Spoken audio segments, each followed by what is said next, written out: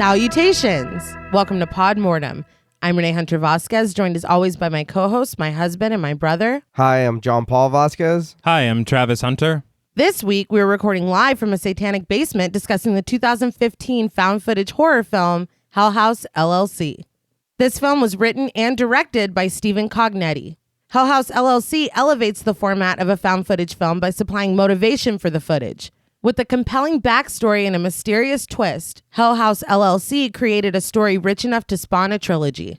Hell House LLC is by far our most requested film yet.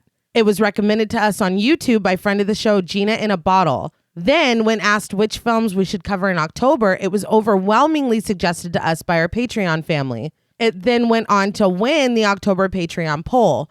Special shout outs to Kent Morton, Claire Sutton, Sophie Hodson, Jordan Nash, and Sydney Carr for insisting on this one. If you'd like to help us decide on an episode, join us over on patreon.com/thepodmortem. So, what did you guys think about Hell House LLC the first time you saw it? I had never heard of this movie or seen it or anything before it was requested on the Patreon. Really? And I don't know how I never heard of it or we never heard of it, or me, because this movie was really good. I really, really enjoyed this movie for what it is. And I don't want to say it's a fresh take on the idea, but I feel like it's not done right sometimes, but this movie did it right. The satanic aspect of it. It can be done bad and cheesy, or I feel like this movie did it good, or it introduces it good in the way they do it. And I really, really like the movie. I think that the way that they handle the horror is probably, I know a lot of found footage relies a lot on jump scares. Right. And I don't know that there really are any jump scares in this movie. No. Not really. It feels like they're really trying to build legitimate, unsettling horror. I know the first time I watched it, I think was with Reneé. Yeah. We used to have our Tuesdays where we would hang out. We'd have breakfast, watch a couple horror films, lunch, and then we'd part company. But I do remember watching this, and I think Hell House LLC 2. Yes. I know I got to get the whole business name out there. For that reason, this one will always be a little special to me because it reminds me of that time. But I mean, it's neat. I think that it's fine. It's fun. I like how high his voice got when he said neat. That's when you know he really loves the movie. No. Look, It was neat. I don't not like this movie. I like this movie, but I've got some nitpicks. You? Yeah, I know. Of all people, there's a couple worries, but I mean, any film is gonna have some worries. Right. There's very few perfect, Yeah. I really like this movie. We did watch it and I feel like we were just scrolling through Shudder and we saw it. I had never heard of it before we watched it that day. I hadn't either, but I think at that time there had already been a sequel or two. Yeah. So it's they're building a fucking franchise underneath our noses. It had to be 2019 or early pre-pandemic 2020 when we watched it. If it was right before, I wouldn't remember this movie That's at what all. I'm saying. I didn't remember any of it. I remembered that I walked away feeling like I liked it. But watching it for the show was like watching it again for the first time. Right. But a point to what you said about, setting this stage of being unsettling, I feel like they're successful. Oh, yeah. I appreciate those moments where it's like, was that just where it's not just in your face. It's like these weird, subtle things happening in the background for a while. Maybe that's what I'm thinking of more than the whole Satan thing. But I agree. I agree with that. I'm a sucker for stuff like that. And I realized on our episode when we did Haunt, a haunted house is just so fucking, it's fertile ground for a good horror film. And I think that the setting has such a big part of why this film is successful. Yeah. Everything, you're going around every corner and there's shit there. Yeah. And so it's already built in to scare you, but then they're like, actually, we've got some more seasoning on that. Oh my God. And I speak for myself. I feel like as far as haunted house movies go, this does it better than Haunt. Even though they're two different movies, I like this a little better than Haunt. I don't know. Haunt was good. It was good to watch and kind of like, oh shit, what? But I feel like as far as it being like the haunted house goes, I would prefer to watch this movie. I feel like it's handled in two super different ways. It is. I like this one more because I just watched it. But I will say that what is that? Is that recency bias or something? I will say that I retroactively, I think I scored Haunt too low when we covered it. I think I did too because I love the slasher element in Haunt. I think what works, and what's weird for this is that this was originally the first draft that was written. It was going to be like a narrative film. All right. It wasn't until later that he decided to do the found footage aspect. Okay. And I think that's honestly what makes it successful. Right. I don't know how this would have worked if like we're literally there with them doing this shit. I'm like, it might not go over as well. No, I totally agree that this needed to be a found footage film. And I have a kind of a complicated relationship with found footage movies because on one hand, I love them so much. Right. And on the other hand, when I'm about to watch one, I'm like, this could be complete garbage. Yeah. Like, it's like this marriage of there's so much potential here and this could be fucking stupid. But this really nails it for me. I can't imagine it being just like a regular film. Yeah, no. I think the reason that it's such a mixed bag is because they're so easy to make. Yeah. I mean, we made a found footage film. I don't want to talk about it. We were haunted or something. I don't remember. And of course, because it's a found footage film, we have a shot of Reneé being dragged away. What's funny about that is the only thing I remember about filming that, because it was me, you, and our friend Amber when we were like, I don't know. I'd be like 17. Yeah. And this film is lost to time. It is, like it's never going to be released. No, fortunately, I'm glad that it's lost to time. I hope nobody has it. All I remember is the very last scene we filmed in the bathroom, and I was in front of the little, trash can in the bathroom, and the can says trash on it. It was the lime green can that said the word trash on it. Well, I get dragged away by the demon or whatever it was. So you see me like my legs leave, and then the camera zooms in on the word trash. Which was accurate. Which was our first and only inaccurate review. Now, before we slap a clown mask on this film, we would like to issue a warning for spoilers. Pod Mortem is a very in-depth podcast, and in thoroughly discussing horror films, we have no choice but to spoil a thing or two. If you don't wish to be spoiled, please go watch the film, then come back and enjoy the show. If you've already seen the film or don't care about spoilers, then let's open the doors. So the film opens from the view of inside a moving car with trees going by. We quickly get a title card that reads, "What you are about to see is a documentary on the mysterious events that surround the 2009 Halloween haunted house tour tragedy." And I'm like, go on. Well, shit. Through the view of the camera, we get out of the car and follow Diane Graves, played by Alice Balke, walking up to a hotel with boarded up windows. We quickly cut to an interview where Martin Cliver, played by Jeb Krieger, is being asked what happened at the Abaddon Hotel that night.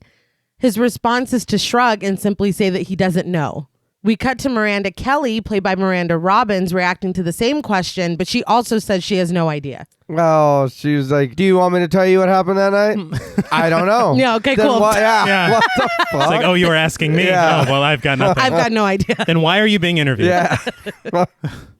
Back at the hotel, Diane ignores the sign on the door that reads private property, no trespassing, and tries to get inside. But the doors and windows are locked up tight. She looks down on the ground to see a dirty and discarded sign that reads Hell House. We cut to news footage announcing tragedy at a haunted house in Abaddon before an interview of Robert Lyons, played by Theodore Belucas, says that Hell House was a tragedy on multiple levels. The news report tells us that the opening night of the haunted house resulted in multiple deaths. Robert Lyons says that the victims paid to be scared in a controlled environment, but all they got was chaos. We get a card that reads, on October 8th, 2009, a Halloween haunted house opened its doors in Abaddon, New York, a small town just outside New York City in Rockland County.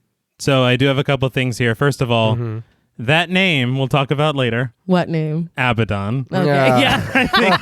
I think it's a little on the nose, man. But my thing is that I did read that you said Rockland County. Yes. Stephen Cognetti, I guess, whenever he was going to make this film, Right. his cousin was going to finance it, but he was like, you should make a haunted house film, man.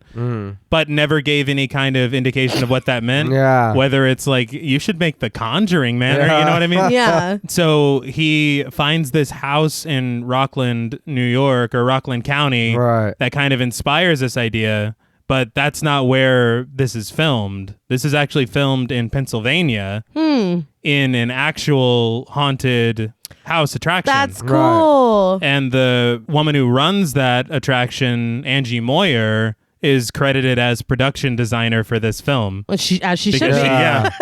It's funny because they have this featurette where they do a walkthrough of the house, and she's the one that's kind of helping to show where the scares are going to go Right. for the film. That's really cool. Because they don't know the house. Yeah. She knows the Yeah. house. It's her fucking, House. attraction. Yeah. I should have just said house again. I do want to say that just from the title alone, I would have never guessed this was a found footage movie.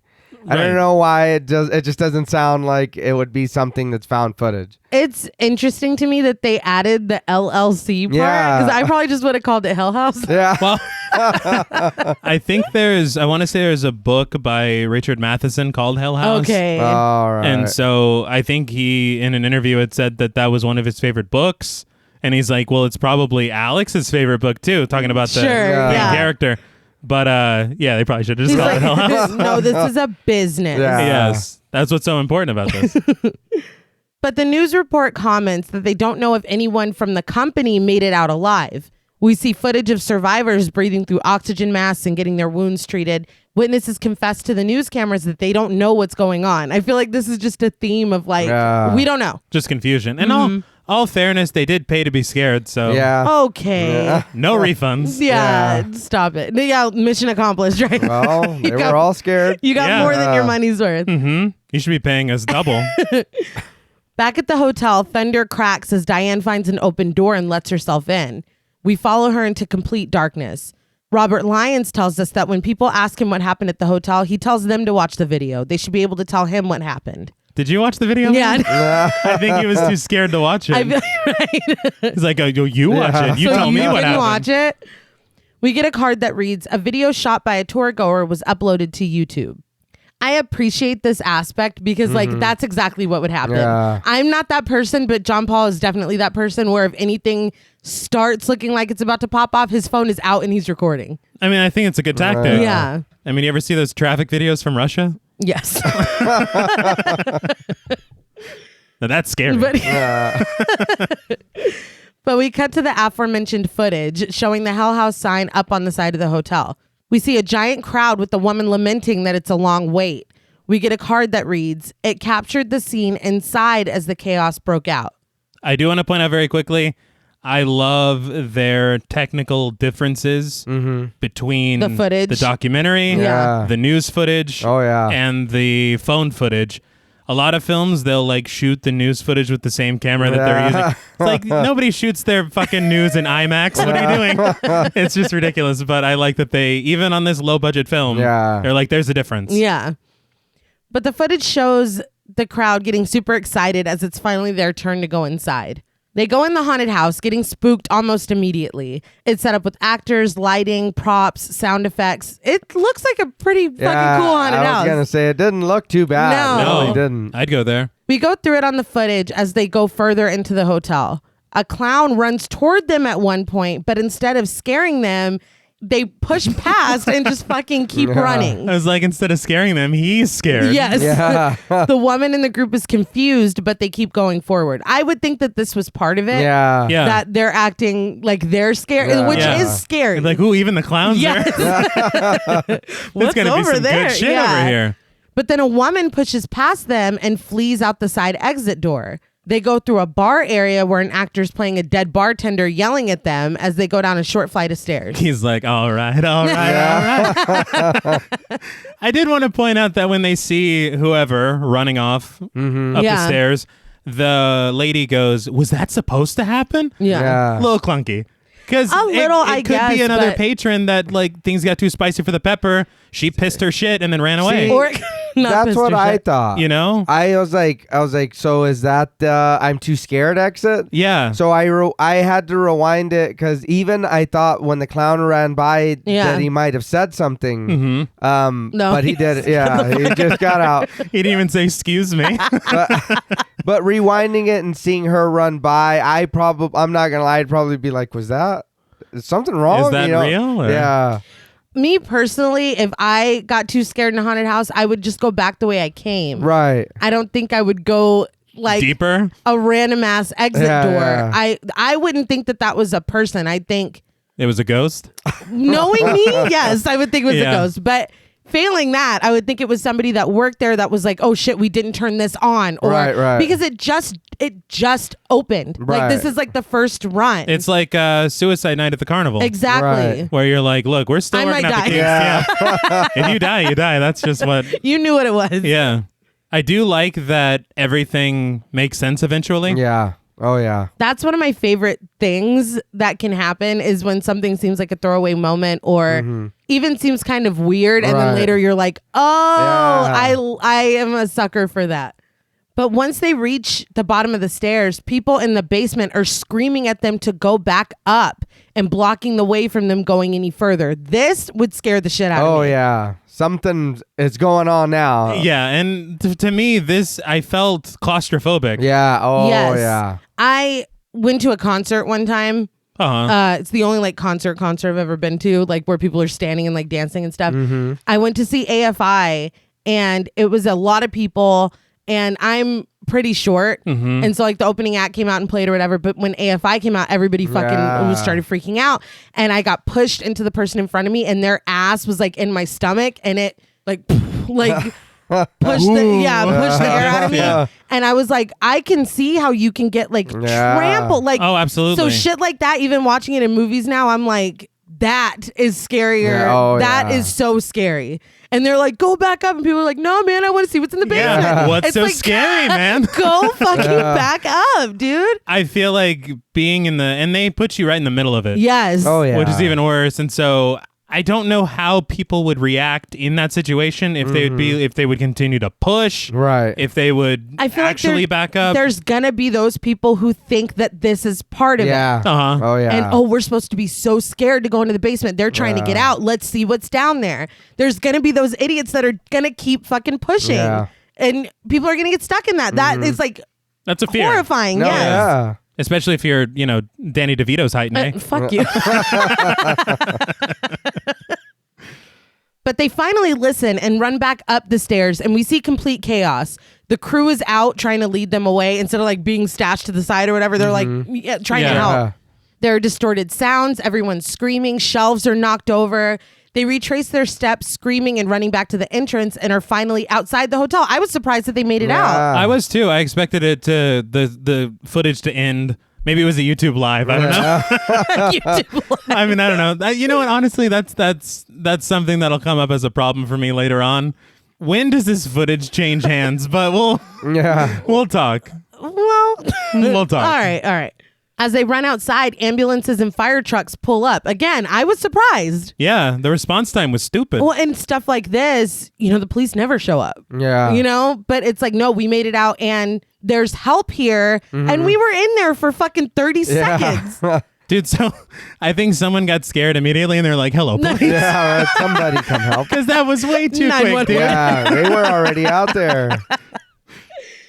The footage ends and we cut back to the news footage of bodies being taken on gurneys out of the hotel. Miranda says that the YouTube video was bad enough, but when the 911 call leaked, I guess that's your... Yeah. like, Excuse absolutely me. not. A clown jumped out at me. I was not prepared.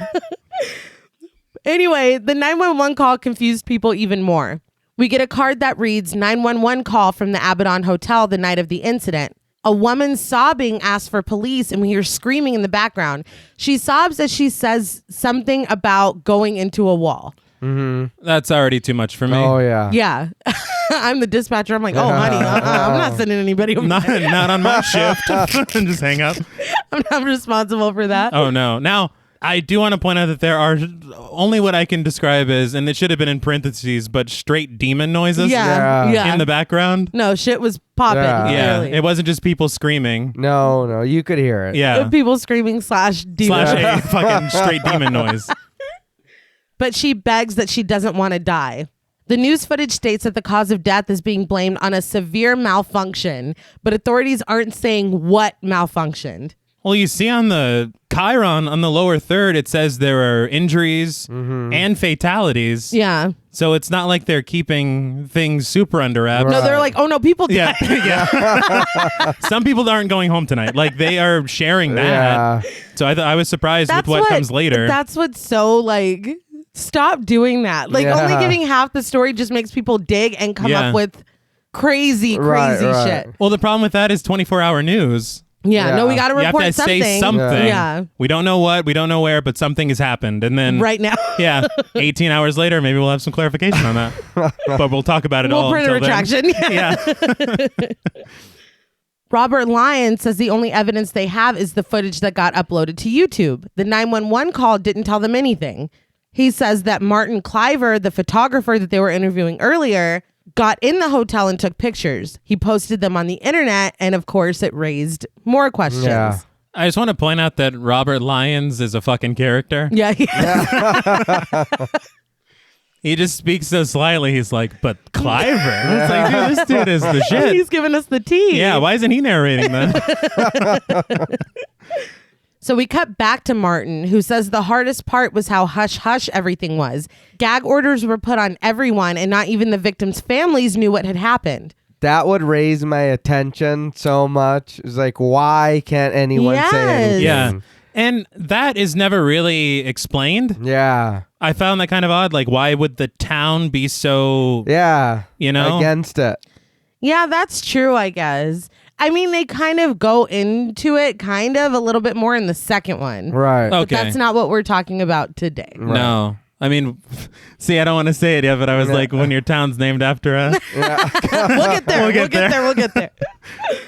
Since he couldn't get anywhere asking questions, he went to the hotel himself. He found a window to climb in and went and took his photos. Braver than me. Yeah, Oh, man. yeah. Couldn't be me. That's also a thing that I read in an interview. It was either Reader's Digested or Geeks of Doom. I read a few interviews with Cognetti. But he had said that part of what inspired this film was his love of photography of abandoned places. Oh, all right. And so this is basically it, Right. Yeah. what he's doing. When y'all hear the name Cognetti, does anyone else think of Max Payne? Of course I do. I just had to get that out of the way because that's all I'm thinking That's about. the first place I ever heard that name. But we see the photos now. Blood smeared on the walls, a dried puddle of blood on the floor, trails of blood on the ground. When asked what the drag marks mean to him, Martin says that it's proof that the story everyone was given about a gas leak was bullshit, but everybody Right. already knew that. I was like, when were we given a story about a gas leak? Well, he had said that it was A malfunction, but then they didn't say what the malfunction was. Let me, in defense of the gas leak, I just want to say that the blood could have been from a trampling. It could have been fake blood because it's a goddamn haunted house. I don't know. Yeah, I didn't think about the fake blood part. But I mean, my thing is like, this dude's supposed to be a journalist, and he's like, no, there's corpses. It's like, why don't you find out first, dude? I mean, we know people died. yeah, Right. and I mean the conditions were perfect for trampling. Yes. That's the point I was trying to make earlier. Precisely. We get a couple more shots that correspond with the YouTube footage, and Martin says that he found the basement door completely blown off its hinges. I'm sorry, Which is- what? Which is troubling. He says that he stood in the doorway at the top of the stairs and snapped some pictures from there. Out of all the scary places he's been in his career, he was absolutely not going down those stairs. So Which, he has some common sense. yes, Yeah. I'm not even mad at you. I can respect that. It's enough that he's here. Yes. Yeah. No, yeah. We see the pictures in question angled down the flight of stairs with bloody handprints on the wall and on the steps. So that comes up later. And I want to talk about it then, but right now, again, that's not enough to Yeah, that's trampling. go against evidence. the story Right. that's Yeah. already been told.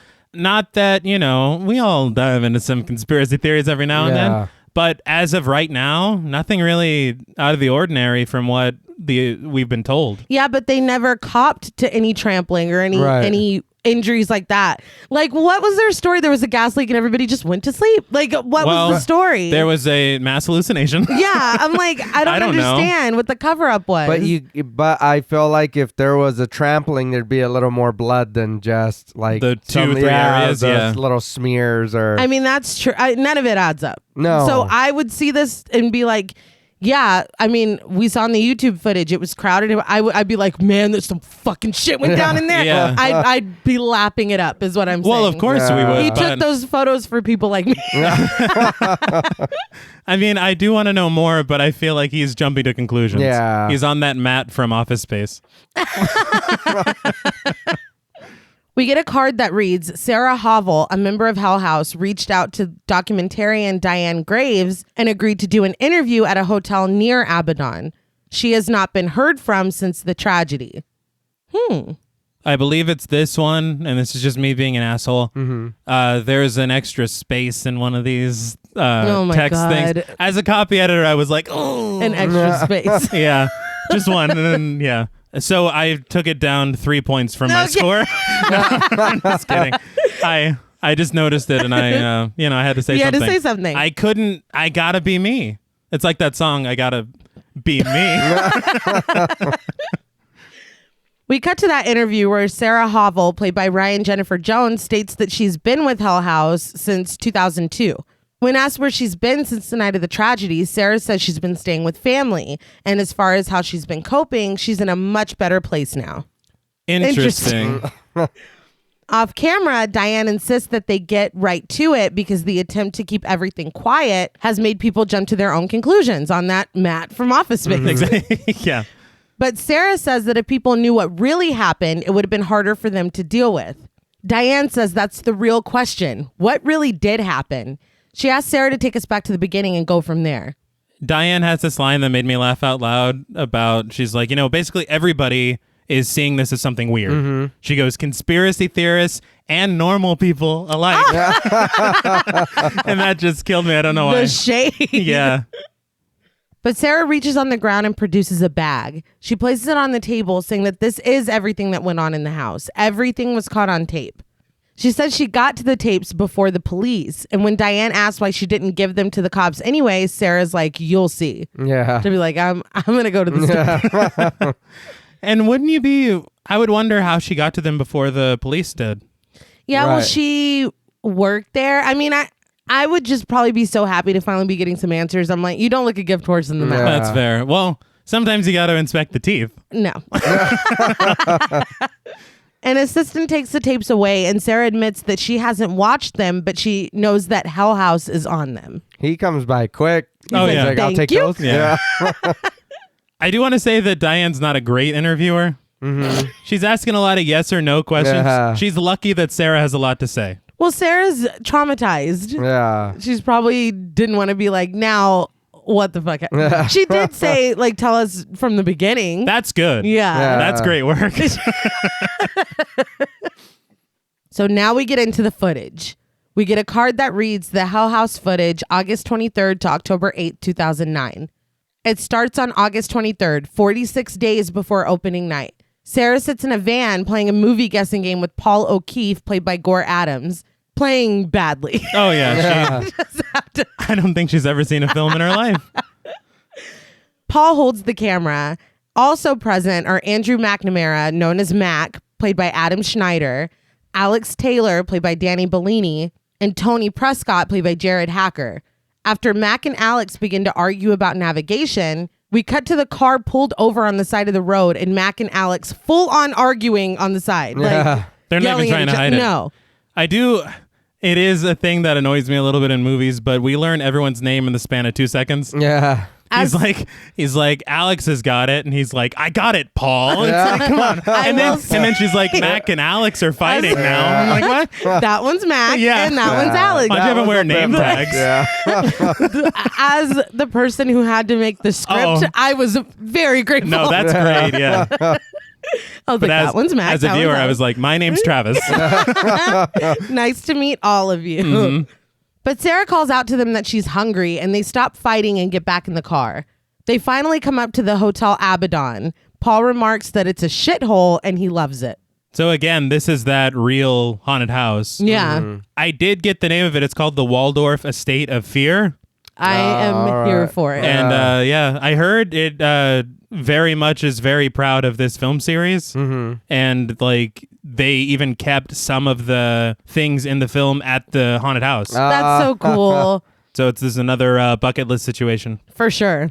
So he makes a joke to her in the car when they're fighting. He's like, is he like that in the sack? Yeah. So I take it that they're very friendly. They're all like they've known each other for a while. Yeah, We and can kind of tell.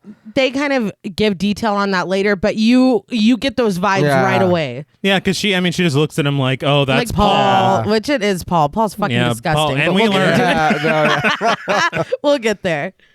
But that's how they have to establish that Sarah and Alex are dating. Yes. We got to know everything right now. Couldn't he have just put his arm around her once they got to the Nuh-uh. spot? Okay. No. All right. Paul has to be like, y'all fucking? Like, we have to.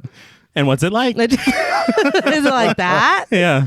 But after playing with some discarded junk on the side of the hotel, the group goes over to it. They head inside and realize just how bad of shape the place is in. It almost looks like a haunted house already, completely abandoned, dirty, and with thick spider webs hanging from the ceiling. I'd be like, we're keeping those. Yeah. We could save us on our cobweb budget.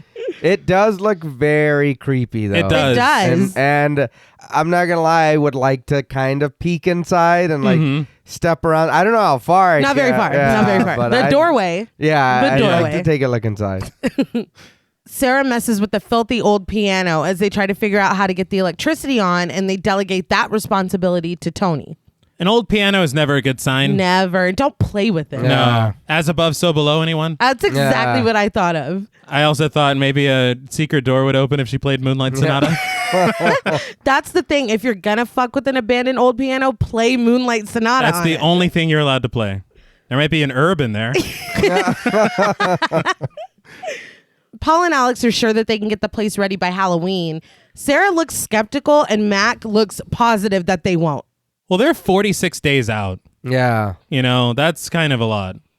Yeah, but if he's that skeptical, it makes me wonder how long it traditionally takes them to set up haunts, because this isn't their first one. True. And you did say that at the beginning, whenever they're driving, he's like, look at this way into the haunted house. It's way better than the city. Which is where they presumably normally do it. Yeah. Right. And honestly, it is way better than the city if you're looking at like trying to prime people for fear. Like submerge yourself Yeah. and immerse. I always say submerge, you fucking drown in the fear.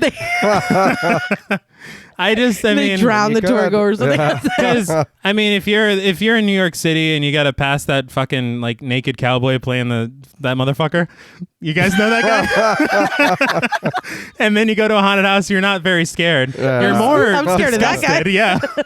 But here, there's trees. No, right. There are trees. They check out the bar and the racks of wine bottles. They go into the dining room to find broken glass and every table overturned. Alex finds a broken plate on the ground and remarks that the woman on it looks like Sarah. And again, it's clear that they're boyfriend and girlfriend. Yeah. Uh-huh. Well, he said, like, didn't he say it could be your grandmother? Yeah. Yeah. When he said that, I was like, is that the ending? Is that That's the twist? exactly what I thought. That's exactly what I thought. We read in too much. You've always been the caretaker. It's like, what the fuck? When he proposes that they sleep here tonight, Sarah shuts that shit down fast. Man, like I said, it looks cool, but no. No, you got no. me. How No can way. you sleep? Yeah. There's no fucking way. There's no way. First of all, if there's this abandoned motel, Yeah. there's got to be a real motel Yeah, no somewhere that we can shit. stay at where a rat's not going to run across my belly. Not belly. Also, there's got to be mold in this place, right? Oh, yeah. It has to Oh, stink. yeah. It has to be musty and fucking like smell like roaches and fucking Yeah. dust. Yeah, No, man. No thanks. But they go up into the attic, which is already creepy, and they find chains hanging down from the ceiling. Another reason not to stay. Yeah. This is What where is this for? This is where Frank was like,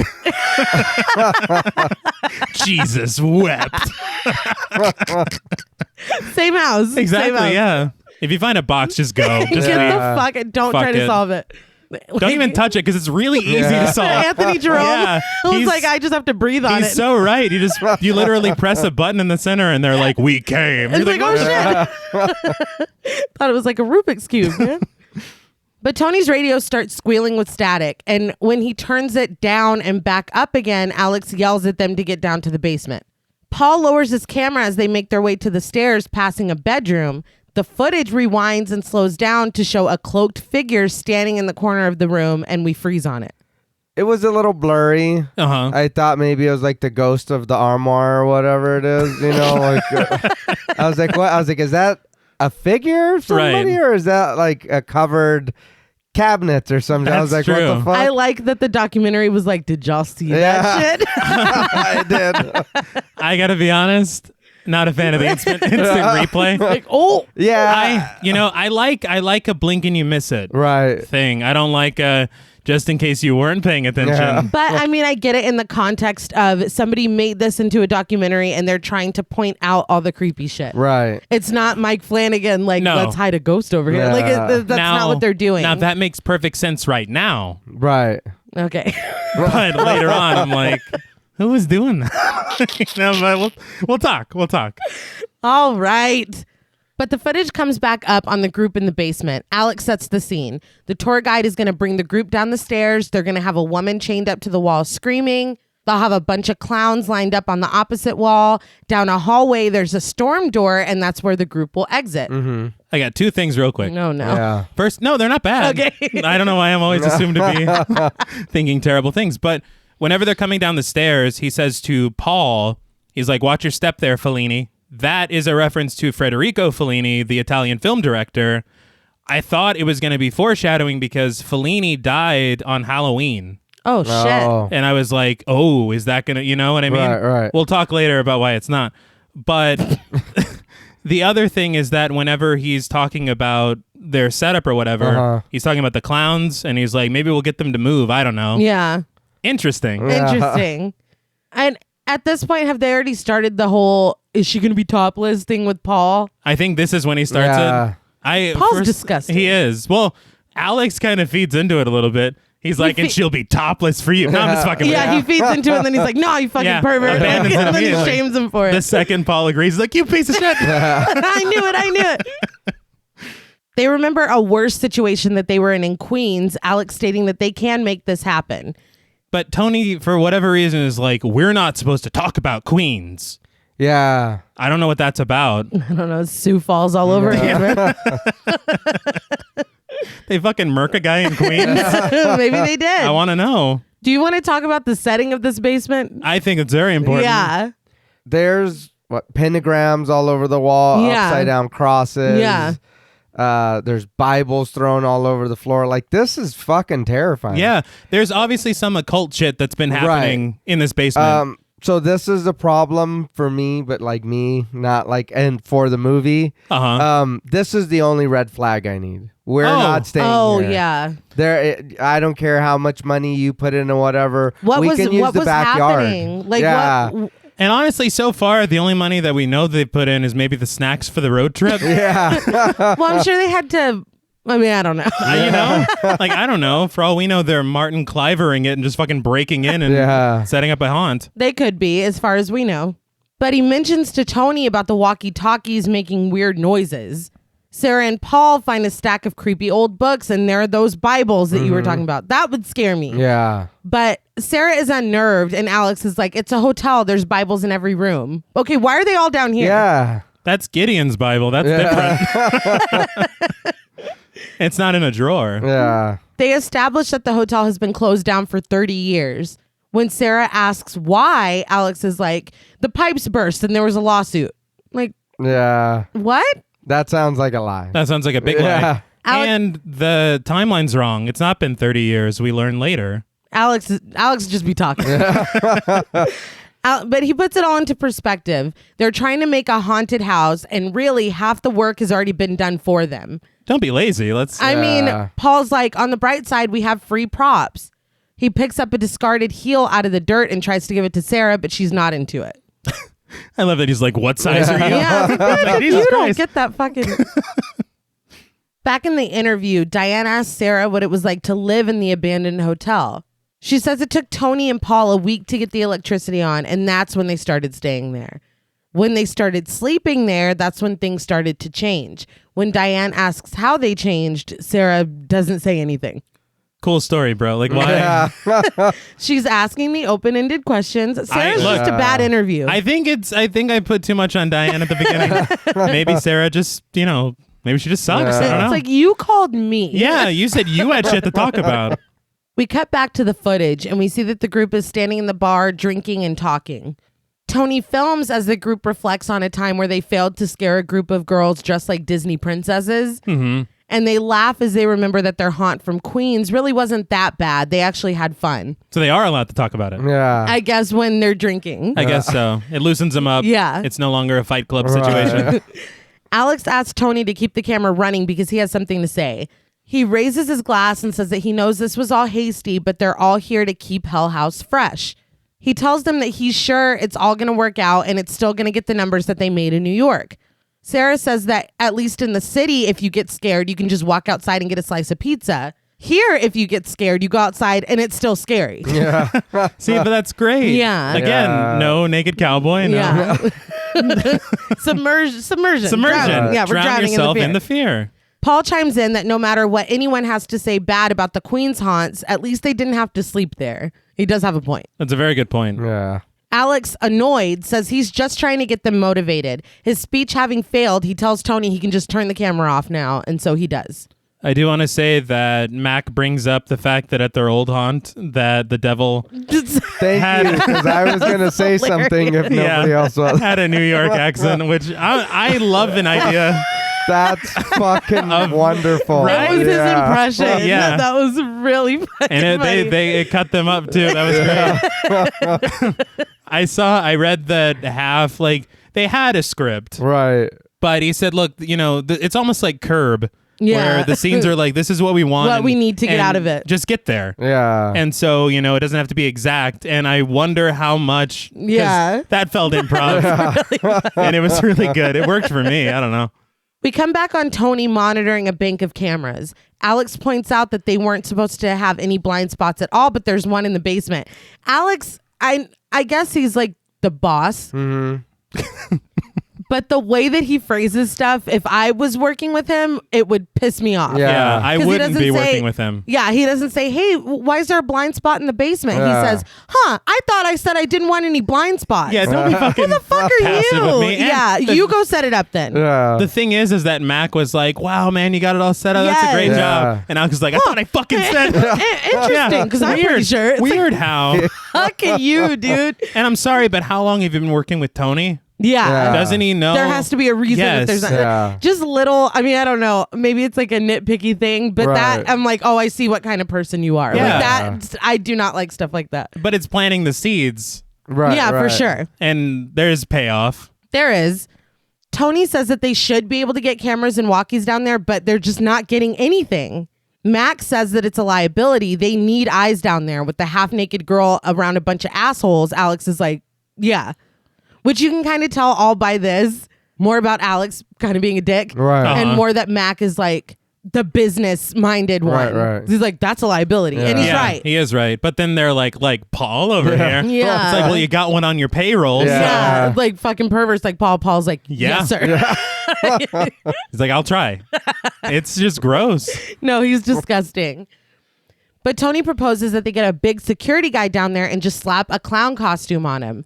They all agree, which, I mean, it is a good idea. Right. It is. They're like, he'll be ripped. I'm like, Yeah. I don't know what Abaddon has, to where there's just ripped dudes itching to be clowns. Waiting to be a clown. I did want to point out that right behind Tony, there's an I Heart Zombies keychain. Oh, neat. It's the same one John Paul, when we first started dating, he bought me at Hastings. It's the exact same one. I Is still it? have it. Yeah. I was That's like, rad. hey. It's old as fuck. I miss Hastings. Yeah, we all miss Hastings. But we cut to Paul filming Tony hanging up a prop looking like a hanged person. Paul tells him that it looks like shit and Tony agrees, but Alex didn't want to spend any money on moving props, so they're stuck with these. He says that since they're geniuses, she'll be scary by the time they're done with her. Tony asks Paul to put down the camera and help, but Paul's like, can't, man. Alex wants me to film everything. Now, Tony's like, man, why you got to be lazy like you always are or whatever. I was like, that was for us, I think. Paul, you're always lazy. A history of being lazy. Habitually, one might say. When we see Paul again, he's sitting next to another prop, a ghoulish man that he's named Hector, set up at a piano. I thought that was hilarious. It was. He does a bit with Hector, playing a creepy tune on the piano and then blaming Hector when the notes get messed up. Now, that tune has been in my head for 3 days now. It's pretty eerie. It's really good. I like it. I think the music is very minimal in this film. It is. Because they do some violin stuff earlier. Right. And I think it's actually really good, though. I agree. Yeah. That night, we cut to Paul turning on the camera as he's waking up in his bed. He tells us it's September 5th, 2009, 3 weeks into setting up the haunt. He says he's lonely as Sarah is the only woman in the house and Alex doesn't like to share. Yeah. It's like, dude, fucking. I think he's our eye Right. in this Yeah. film. I mean, I think Tony has the camera sometimes. Sometimes, yeah, but it's mostly mainly Paul. Yeah. So why is our fucking avatar such a piece of shit? Yeah. Because he was like, because Alex doesn't like to share. You know what I mean? Yeah. It's like, no, I don't. And I don't. Yeah, I don't sympathize. I don't. He starts to say that he had high hopes for this trip, and as he speaks, we see a figure walk into the doorway. He continues to talk and says that there are actors coming tomorrow, and he hopes one of them's bonable, because, priorities. It's just, he's like swinging from shitty Vine to shitty Vine. It's your gross. Yeah, and you're still gross. Yeah. Cool. He finally notices the figure behind him and calls out to them, asking what's up and if they're okay. It was funny because he's like, I hope one of them's bonable. Oh, hey. Oh, yeah. He's like, hey, I'm not doing an MTV diary or anything. He's like doing a reality confessional. Yeah. He's like, so, we're here at the house. And it's like, what? I don't know that Alex is going to be cool with you wasting the tape like this. Alex said to film everything. Everything. But he's trying to talk to the figure. At first, he's like, Sarah? And that was way too big to be Sarah. But But you did see long hair. I guess. But the figure just turns around and walks away. Paul goes back to the camera and is like, man, that was weird. there's no way in hell I'm going to bed after that. Dude, I'm Fuck sorry. no. And first of all, it looks frightening. Yeah, hell yeah. And they were just, you don't know how long but we know that they just walked in, but they could have been there the whole time. He didn't notice. Yeah. You see that red light, Yeah. the silhouette. It's frightening. Yeah. Like, no, dude.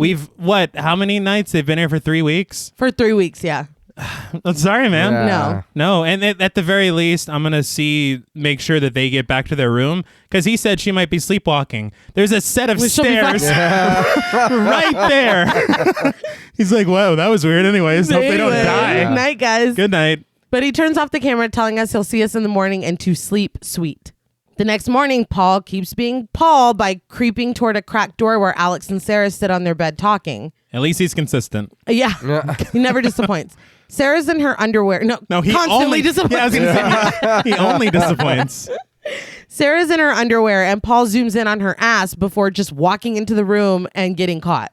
He talks through their anger and annoyance at him to let Alex know that the actors are here. He keeps trying to film Sarah, and Alex is like, will you fucking, like, why is this dude still on the payroll? Is this, okay, I'm not going to begrudge Diane Graves for what she includes in this here documentary, but I feel like this has become less about Hell House and more an expose on why Paul is trash.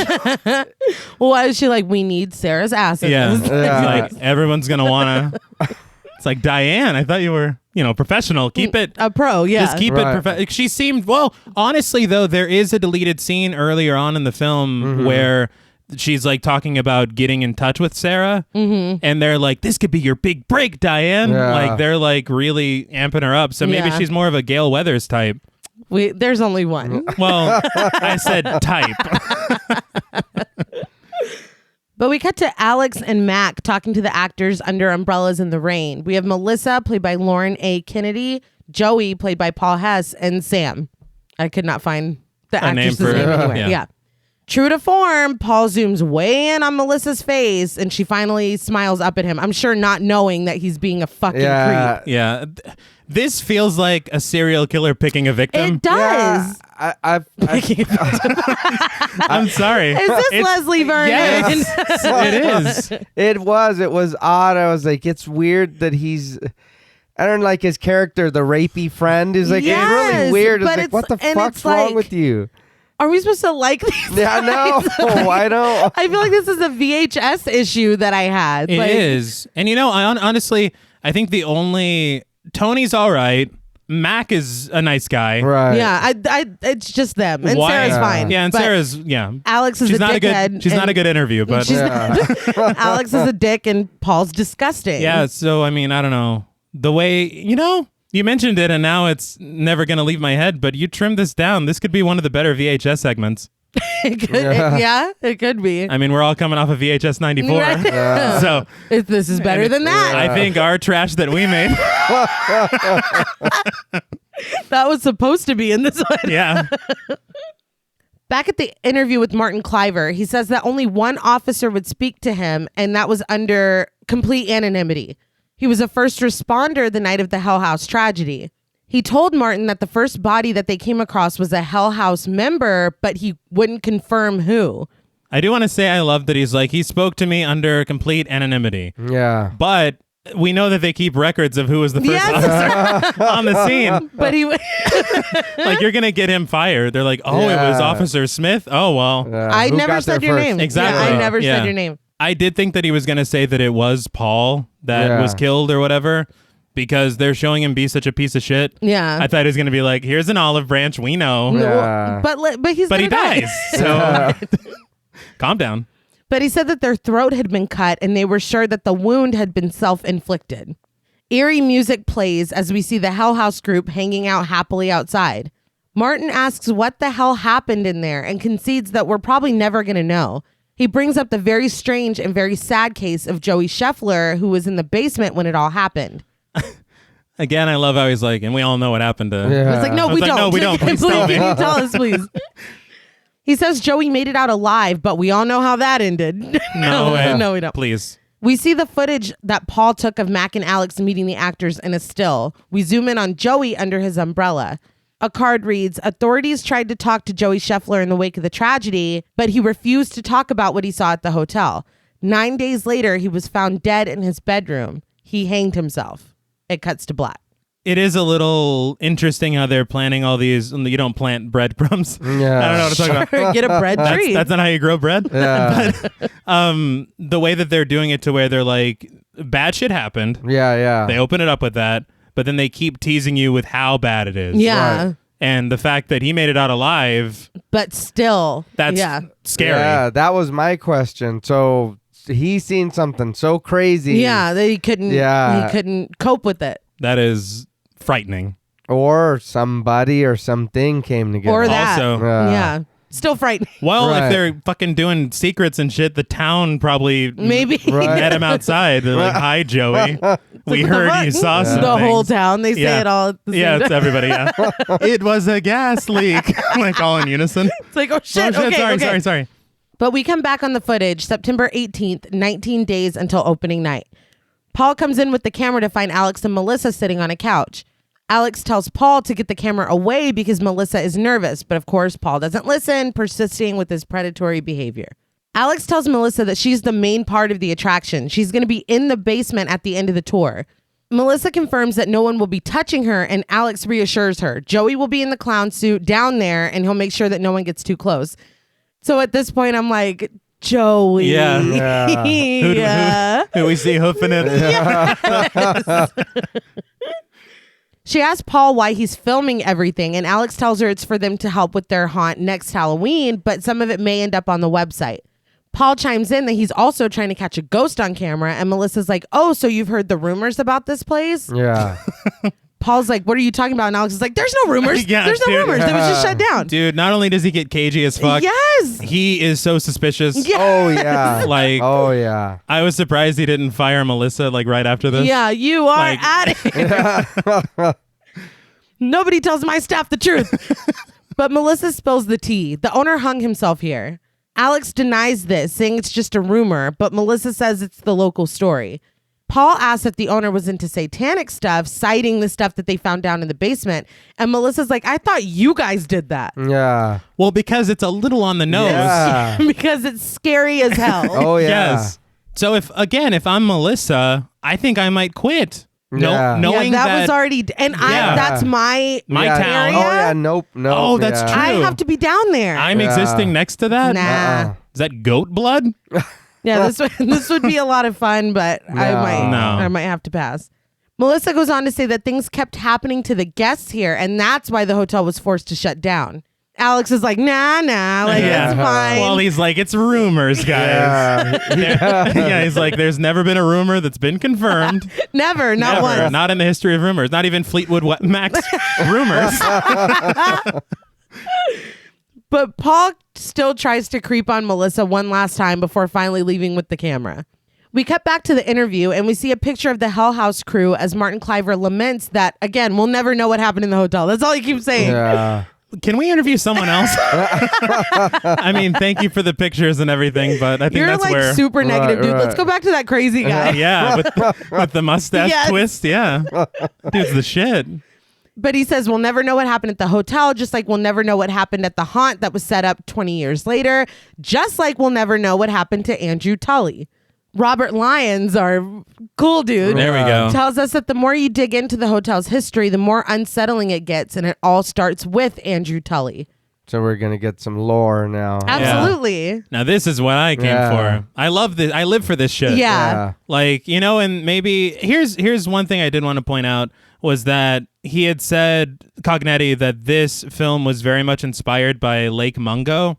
Lake Mungo was so good. Oh, it's brilliant. Yes. But I get shades of that. I also get shades of the Blair Witch Project. Right. For sure. Where they're like, we got to build the lore behind it. Yeah. Because then that makes the present day scary. It just makes it stronger. It does. I mean, and the ones that don't are often the ones that have the jump scares. For sure, because they have to compensate. Yeah, because they're like, we don't have a story. Boo. Martin Cliver says that the group didn't even know anything about Tully or the missing guests before they set up their haunt. They didn't even know why he built the hotel in the first place. How does he know that? Yeah. I don't know, man. Is it the mustache? Probably. Or is this Cliver? This is Cliver. Okay, then never mind. It's his lack of mustache. He knows nothing. Lyons knows everything because of the mustache. I'm just because they make a lot of like suppositions and assumptions. Right. But there's no way that they know what they knew. I mean, all we know we're getting from this footage, and Cliver and Lyons never saw this footage. That's where things start to get a little muddled. But Lyons schools us that the local story is that Tully built the hotel there because of the name of the town. Abaddon. All right, come on. In some versions of the Bible, Abaddon is the name of the demon who guards the gates of hell. Word. I think we're all in agreement here. You're naming your town after this motherfucker? Wouldn't that be scary? We're going to a haunted house in Cerberus. It's like, what the fuck? The devil's dog? I don't know. See, my thing is like, maybe it goes back to the writing for me. There's got to be a demon with a more innocuous name. I feel like it wouldn't be so bad if I maybe Googled Abaddon and found that out myself. Fair. But I think him telling us that, you know. Yeah. By the way. It makes it pretty cheesy. And the thing is, I looked it up myself at the beginning whenever they kept saying, because I'm like, that sounds evil as fuck. It does. Yeah. No, it does. So I looked it up, and Abaddon means destruction or doom in Hebrew. And it's described as both a place, like the gates of hell, and an individual demonic entity. So I'm like, who are the townsfolk settling this place? He named the gates after himself. No, oh, those are Abaddon's gates. He spoke in the third person. I think it would work better for me if that was just the name of the hotel and not also the name of the town. Abaddon likes his chicken spicy. But I think that the doubling up is what gets me. Yeah. Maybe have Tully be into the occult, and he named his hotel the Abaddon Hotel. Right. The town is just whatever the county. Rockland. Yeah. I don't know, but I didn't write this film. It's legend that Tully was the head of a cult and considered himself a modern day Dante. But a modern day Dante, his pursuits were noble. Yeah. Well, modern day. It's tainted now. When asked what happened to the guests, Cliver says that there were multiple. The first was an 11-year-old girl and her mom who were last seen checking into the hotel, and then they disappeared. And Tully was questioned by the police over it more than once. Or was it Orpheus that went down to save his lady from hell? Or is Dante both? Sure. Yeah. I did my research on Dante when we covered As Above, So Below, and that was a long time ago. I had to dump that for other shit. Yeah. I think Amityville took up that slot. Yeah. I got to dump it. We only have time for one hoax. No. But Lyons says that although the woman and her daughter were last seen checking into the hotel, Tully had documents showing that they checked out. So he was cleared. Like, what documents were those? Dude, I'm sorry, but even now, it would be so easy to fake that shit. It's just a sketch of them walking out the door. This is what they look like. It's fucking stick figures. All right, man. Yeah. Okay. Wasn't this only like 30 years ago? I'm acting like it was like 100 years ago. I think it was 1989. Which, again, that was another thing that kind of surprised me is that they would root the legend in something so recent. Yeah. That was interesting But, to me. that's unique. You were born. I was born, yeah. I mean, no relation. No? Well, were you the girl at the hotel? Listen. But people still had questions, even though he was cleared, and it ruined the hotel's business. This culminated in Tully hanging himself in the dining room. We see a police photo of Tully's suicide dated 1989. Great year. But I was a little surprised that they just threw a picture of this dead dude hanging in this documentary. Man. But, I mean, go off. I mean, I feel like the story was enough. Yeah. Yeah. Is this a Netflix documentary where we need the... You're like, get it gory, otherwise I ain't eating. Right? Yeah. But we're back into the footage on September 21st, 16 days until opening night. Paul comes into the basement with the camera as Alex and Tony are setting up clowns against the wall. Alex plans to remove the middle clown and put Joey in his place, and they confirm that Melissa will be against the opposite wall so Joey can just watch over her. But Paul is still insisting that she be topless, and Alex shuts it down. It's a good system to have him be there as like security. For sure. Unfortunately, I mean, we know how. We probably should have vetted how brave he was first. Like, and if you would rate your bravery from a 1. Oh, that's if I hear a creak, I'm out of there. Even if it's your creak, I know it's a haunted house. Or maybe not have real shackles on. That part. That was my They're like, biggest. no, it's got to be real. But Tony points out that the middle clown's head doesn't move. It doesn't turn. Mm-hmm. It's wearing a very creepy mask, and Tony doesn't want to waste it on a dummy that can't move its head, which I get it. Yeah. I feel like Tony's an idea man here, and he doesn't, like, they just talk about him like he's the tech guy, but he's all the good ideas they've had have been Tony's. I feel like Tony is like Toby Hooper and Alex. Oh, we can't do this. He's got some Spielberg in him, but No more. that's just how it comes off. I don't know. Allegedly. But Alex agrees, suggesting that Paul wear it so he can stay down here all night and stare at Melissa. Paul's like, yeah. And Alex is like, no, man, no. Like, he keeps baiting him and then shaming him. Well, but the thing is that Paul is the one that he's like, because it could be a lawsuit. He's like, Alex, you're really baiting me. I cannot control myself. Yes, it could be, legal consequences could arise. But we come back up on Paul in bed again. He says he heard strange noises and takes us with him to go investigate. He finds Tony, who also heard the noise, and says it sounded like a scream. They go to Mac and Alex, who come out, and Mac says he heard something, but Alex denies that he did. So they're like, so you just woke up. Yeah. And again, he heard something. Yeah. He's like, you woke me up. It's like, no, stop. Yeah, you're not even in the same room, dude. No, but Paul asks Tony if there's video rolling, and Tony says no. And he's like, should it be? And everyone says yes, but Alex is like, no. It's like, what? Yeah. But then they hear creaking downstairs. So presumably the next day, we see that the roof is leaking in the kitchen. Everywhere. Yeah, bad. The guys try to come up with a new cook character to yell at the tour goers during the haunt. We see and meet Joey, who pops his eye out for the camera. Whew. I hate it. I remember that Guinness lady that used to do it all the time. Yeah. I read that I mean, it's real. He really was doing that. Yeah, but he was also holding it. Yeah, I don't like it. I don't like it either. Honestly, There are things that unsettle me in this film, but I don't think anything made me feel worse. I don't like it. But No. they congratulate Tony on finding Joey. He just discovered him at a gas station. Right. So they are painting it earlier that they're going to find Dwayne Johnson to be the fucking clown. And then they get actual John Wayne Gacy Yeah. to be the clown. They said a big guy. They got a big guy. They did get a big guy. He is intimidating, especially throw a clown costume on him. Right, I wouldn't right. fuck with that dude. I wouldn't have fucked with Gacy either. I but- mean, No, I would. yeah. Neither would I. But we see more of the haunt, a fake eyeball that they claim is Joey's popped out eye. There's dummies set up in the dining room, fake viscera thrown all over the toilet in the bathroom, a dummy hanging from the ceiling by chains, and of course, Hector set up at the piano. Mac tells Paul that Alex and Sarah went to the city to get some more stuff, but Tony's around somewhere. As Paul goes to look for him, we see more of the haunt, spider webs, and gory dummies set up at the bar. Now, is this when he sings the song? He makes one of the dummies sing, "I'm writing a letter to Daddy." That's so. from Whatever Happened to Baby Jane. Yes. I was like, really? I'm maybe it's a song before that. I don't know, but that's what I know it for from. and me, that's all. I was quite excited. Yeah. I think, man, I want to cover that. We have to. That's dude. a horror movie to Fucking me. Betty It is a horror movie. I think that it was very interesting that they included that here. Yeah. But Cognetti kind of has like a old school mindset for horror. Right. So maybe it's not too Whatever it was, I'm here for it. Yeah, I that's was fair. really excited. excited. I was like, I know that Like, song. hell yeah, man.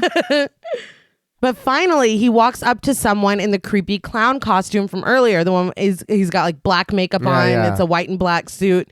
It's creepy. Yeah, it is. It's looks very good. creepy. Yeah, it looks really good. You know, the thing that makes it creepy for me is that it doesn't look like a stereotypical clown. Yes. Right. Like if you made him look like Krusty, You'd be happy. I'd be happy, but I'm sure the audience would not be. But Yeah. I just feel like if it had like a red nose and fucking like the Yeah. big like Right, clown right. mouth. No, it's like, and I know, because like we talked about John Wayne Gacy a second ago. He did the sharp corners on his makeup, and Right. clowns aren't supposed to have, it's all supposed to be round. Right. Uh-huh. Right. Psychologically, that makes it playful, but the corners make it scary. Yeah. And he's got sharp corners. It's like minimal makeup and it's all dark. Yeah.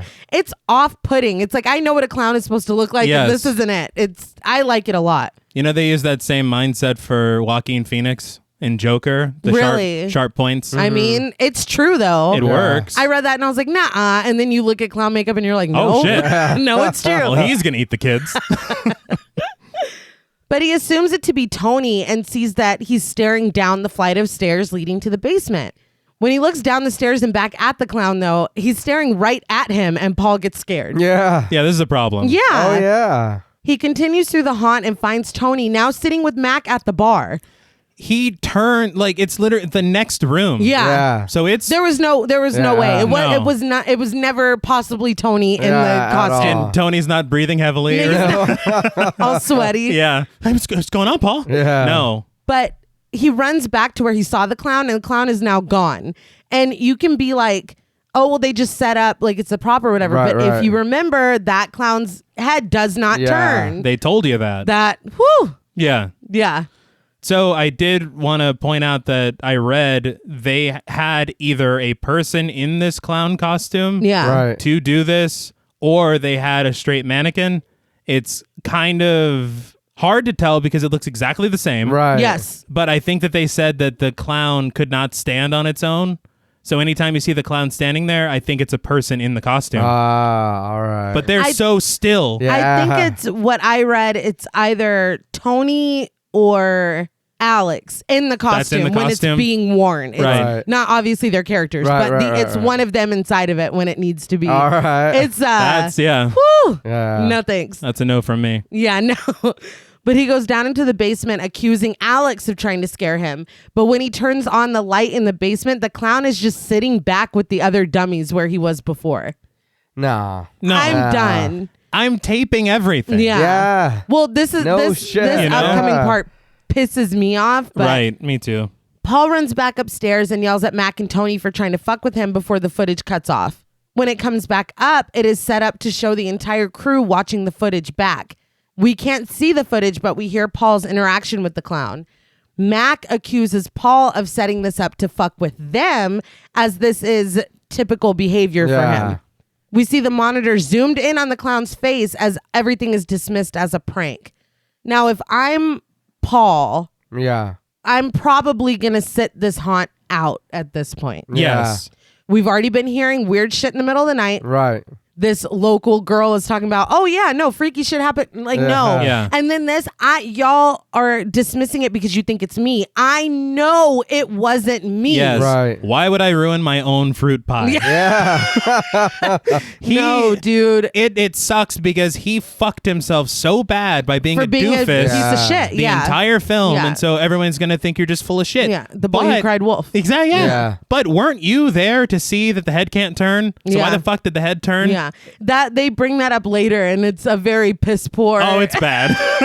I'm like, It makes me okay. laugh out loud. I did want to say this is also the scene where my Fellini thing is ruined because he just flat out calls Paul Romero. So I'm like, oh, you're just naming directors. I You're thought just you were saying shit. Yeah, never mind. No foreshadowing. But when the footage comes back up, the crew is setting up dummies on a bench outside. They want to film a commercial for the haunt, but the inside isn't finished and they don't want to give away any of the inside scares, which makes sense. They film a little skit of Sarah sitting with a dummy and another woman dummy coming up and accusing the first dummy, Gerald, of cheating on her. This is the worst commercial I've ever seen. They didn't mention the haunt. They didn't mention when it opens. And it goes on for forever. People are just like, what the fuck? Yeah, I'm just so confused. It's like, is this a zombie soap opera? What the fuck? Wrong channel. And then I switch. And I don't know a haunt's coming to town. Yep, I have no idea. The skit cuts and then the two dummies are sitting together, but Tony stops it to point out Sarah standing across the yard alone, staring at a statue. They zoom in on Sarah, who only breaks eye contact with the statue when they call her name. She smiles at them and walks away. So she kind of like, skips away and just kind of like, la la la. This isn't weird to anybody. Nobody's going to be like, nah, that was not. Yes. It was weird enough for them to stop their skit and be like, look at Sarah. And And she's just like, nah, anyway, man. Yeah. It's like, no. What the hell was It's that? not brought up again. That's No, the thing it's that not. bothers me. Is it feels like this is just weird for the sake of weird. Yeah. Yeah. And there enough weird shit going on with the clown and stuff. Yeah. The clown and stuff. And then whatever that skit was. The bad commercial. The bad, yeah. I just think that like either this should be something that's brought up later. Yeah. Because she's talking, it was a Virgin Mary statue. Yeah. Yeah. So we're bringing up some religious iconography. What's the point? Yeah. What's going on? No. All right. It's just some weird shit, man. Yeah. But later on the balcony, Tony sets up the Hell House sign on the side of the hotel. I feel like Tony's doing all the work. He is. Afterwards, we come up on the inside of the hotel as Paul and Tony tell us they want to show us all the hard work they put into the haunt. Tony sets up the camera on Paul and then leaves. He cuts the lights and cues the strobe light, and it looks good. It looks very Yeah. creepy. Suddenly, Paul's like, how many freaks are supposed to be set up down here? Tony tells him 3, but we see 4. Oh, yeah. So I would be begging Tony to turn the light on. Yeah. Yeah. He's got the switch right there. Yeah. Yeah. But he's just like, oh, what the fuck? And like, Well, he starts to panic and goes for the door and Yeah. yells at Tony to let him out, but the door won't open. Yeah. He screams and bangs on the door and is just full panic mode until he finally makes his way out. Once in the light, he starts gagging and throws up on the floor. And I Right. read that this was really, like, he threw up for real. Oh, shit. were they out drinking the night before? Did he get scared? Like, Yeah. for real? or- Maybe. Are there bad restaurants in Abaddon? Like, I'm just confused. I don't know why that happened. He didn't vomit on command. Nah. It was on his resume. Oh, what was his bravery? It's me. This was my cameo. I was gonna say you're clowning him, but this is I what know. you would have done. Leave him alone. Yeah. Okay. We see stills from Paul's footage in the haunt, and there's a masked person, presumably Right. standing menacingly in the hallway. And we do that. You guys see this shit? Kind of zoom. I don't know, man. We cut to everyone arguing outside. Paul says that they all saw the same thing he did on the footage, and Alex is like, be quiet because the actors are going to hear you. See, that's Well, wrong. yeah. Yeah, that's gross. Yeah. Paul maintains that the actors should hear him because they should also know what's going on. Alex says that it's 2 weeks before the show and they're all going to get scared and leave because of him. If he wants to make money and for Hell House to be a success, he needs to calm down.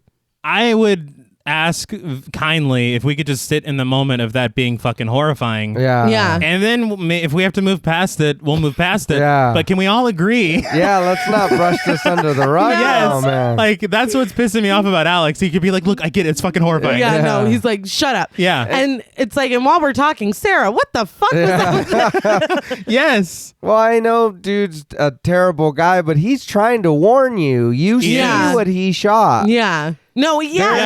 Yeah. It's all on camera. Yeah. Don't consider the source. Yeah. Yeah. Consider the evidence. Look for yourself. In Renee's court, that's the number one rule. It's Is the evidence. the evidence. I feel like you rule a lot on feelings, dude. I don't mean that. That's the number 2 rule. But Paul gets pissed and leaves because Alex is like, look, dude, I'm sorry you got scared. Yeah. Come on. I would Yeah. probably punch him in his face. Yeah. Yeah. Yeah. Put But he- myself in the moment. Yeah, but he tells Tony or Mac, whoever's holding the camera, to just stop filming. Alex does because he's like, I'm looking real bad. We cut to the interview with Lyons where he says that Alex was his own worst enemy. He thinks that Alex really believed all of this was in the best interest of his company. Yeah. I want to point out again, this is all A lot of speculation inference. on Lyon's part Yeah. because he has not seen this footage. They're like, listen, Alex was a really good guy. Okay. Like, I just don't get it. But he explains that everyone else was just loyal to him. He and Sarah had been dating for years. He and Mac grew up together. And Tony and Paul were his first hires. So there was a bond between all of them. Right. His shit with Mac is soured. Yeah. Yeah. It's like, you know, when you have a friend for a really long time and you guys aren't compatible anymore, but they've been your friend forever. So it's like you're stuck. Yeah. Yeah. Like that's what it seems. Like it seems like Mac is like, this is bullshit, but Yeah. he's already in. Like that's what it feels like. I get that. I think we've all had that, and it sucks. It's hard to Yeah. make that break, but Well, I guess this is growing up. yeah. Da-na-da-na-da, that's Damn It by Blink-182. But the footage comes back up at night with Paul leaving his room. The clown dummy is at the bottom of the stairs and he turns to see Mac. And when he turns back to the clown, it's closer. Nah. I mean, Nah. how much more do you need to see? Yeah, dude. Yeah. Mac asked if he moved it and Paul's like, I was sleeping. Yeah. Mac slowly goes downstairs to the clown and determines it to be a mannequin. Paul comes down the stairs with Mac and they start to move it somewhere else. Seeing the clown at all, Yeah. I'm quitting. Yeah. If I see it again. Oh, Well, yeah. I mean, it's No, one of two yeah. things. Either there's some supernatural shit going on here Right. and I could probably die. Uh-huh. Or you guys know that I'm fucking scared to the point where I don't want to do this anymore and you're fucking with me. And I don't want to be your friend anymore. Well, And you've hurt my feelings. well, the thing is, damn, if they're doing that, they're doing that quick. Yes. You know what I mean? So I highly doubt you motherfuckers aren't out of breath and you're Either way, I'm out. is Yeah. Yeah. I'm not staying what- here. You guys are mean. yeah. But Paul, though, sees Sarah standing at the end of a dark hall facing the wall, muttering to herself. When she doesn't respond to them calling her name, they abandon the clown and go over to her. As they get closer, it sounds like she's speaking backwards or in another language. And we can talk later about what she's saying. Yes. It's wow. It's incredible. I like it. Honestly, yes. Mac touches her shoulder and she snaps out of it and starts to whimper and cry. Mm-hmm. Mac hugs her and Paul proposes that they get the fuck out of there. Yes. Yeah. I'm sorry, Alex. I gotta go. That's it. No. And we haven't sunk that much money into this. Yeah. Again, that is further explored in part 2. Yeah. And I know that this was always conceived as a trilogy, but I wish they would have given us more here because here it's like, dude, what the fuck? Like, Yeah. let's just fucking leave. Like, more motivation as to why Alex is so like, no, everything's fine. It's cool, man. It's cool. There's just rumors. It's fine. Fleetwood Mac rumors. It's fine. And not knowing that there are sequels coming, Yeah. watching Yeah. this one, there's a little You're confusion. Like, Yeah. it is because anyone in their right mind, and even Paul is like, let's go. Yeah. Like, it's not like nobody's saying it. Right. Paul turns back around and the clown dummy is gone. Sarah asks that they just go upstairs. Paul starts to freak out. He checks the wine racks in the dining room, but there's nothing there. They leave the dining room, but are startled by the sound of a grandfather clock chiming. When they turn back around and look, there's a long table set with the candelabra lit in the middle of it. This is so effective. It's so fucking because we were there 2 seconds ago. Yeah, dude, I'm sorry. I'll find another gig. I don't care how long we've been friends. No hard feelings, dude. Yeah. There's no fucking way. There's no way. Too many flags on the field. It's time to go. Yeah. That even if nothing else had happened and this happened, I'm gone. The clown we can explain away if we have to. I don't want to, but we can't. I don't know. Well, I mean, if we want to say they're doing a prank or something. Sure. This table, there's nothing. Physically, it's impossible. Yeah, we were just there. No, I'm Joeying the fuck out of this. You got me fucked up. Excuse me. But they scream and freak the fuck out. When they turn to run away, the clown is standing at the end of the hall. Like, come on, man. And they run. The footage comes back up in the morning where Paul is filming Alex holding Sarah and comforting her, which I don't know why Paul's needing to film this. Diane is including a lot of interesting footage. That night, Paul turns the camera on in his bedroom again. He tells us that it's 3 days until the opening of Hell House and everyone is stressed out. He says that personally, he thinks that they have no business being here at all. He's like, look, something not so chill happened. Alex is more confident than ever, but Sarah doesn't look... He's like, but Sarah doesn't look well. And she usually does. It's like, dude, can you fucking stop? Can you use this head for 5 minutes? All the shit that's going on. Like, how are you still thinking with your dick right now? But Sarah is hot, though. It's like, dude, you are about to die. It's like, Jesus Christ. But he signs off with his sleep sweet and turns the camera off. When the camera comes back up, everything is dark except for the red light in the hallway. Paul turns his light on and we see that there's a woman in a nightgown sitting by the door. For me, it was like, I was like, oh shit. He picks up the camera and is scared when he sees her throwing his blanket over himself and the camera, which again, blanket's kryptonite. Just stay there. Stay there. It wasn't for Emily Rose. We're not talking about Emily Rose. Okay. I do like that it takes him a second to see her. Yeah. Because we know. It's this moment. Again, it's like the moment was foreshadowed with the person walking in. We're like, Randy from Scream, behind you. I don't think he handles this well. No. What, hiding under his blanket? Yeah, because I feel like it would have been a lot wiser if he had thrown the blanket over her and ran away. Yeah. Blind her. Yeah. Yes. I don't know who you are, but you're not gonna. Yeah. Too fast. Yeah. Didn't count on that shit. But when he moves the blanket, the woman is still there and she looks dead. Her face is scarred and she has wide white eyes. He peeks at her again and then hides, but she's moved closer. He breathes heavily, terrified, and all we see is his blanket until he calms down and moves it. She is now right outside the blanket staring at him. The camera shakes and Paul screams and it all cuts to black. That hiding under the covers wasn't good. I like your idea better. Thank you.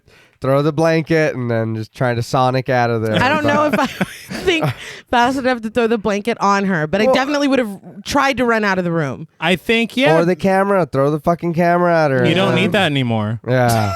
I mean, because you don't work here anymore. Yeah. So, I mean, shit. Consider this my 2 weeks notice. Exactly. Let Alex worry about replacing the equipment. Straight up. In the morning, Tony picks up the camera and we see that Paul's bed is empty and Tony asks out loud where he is. I understand that they have to show him being Tony picking it up. Yeah. But what these buttons do shot is just really, really funny to me. I feel like, I don't know. There's no other way they could have done it. Maybe show him walking into the room. We have to know that it's not Paul. He catches up with Alex and Mac.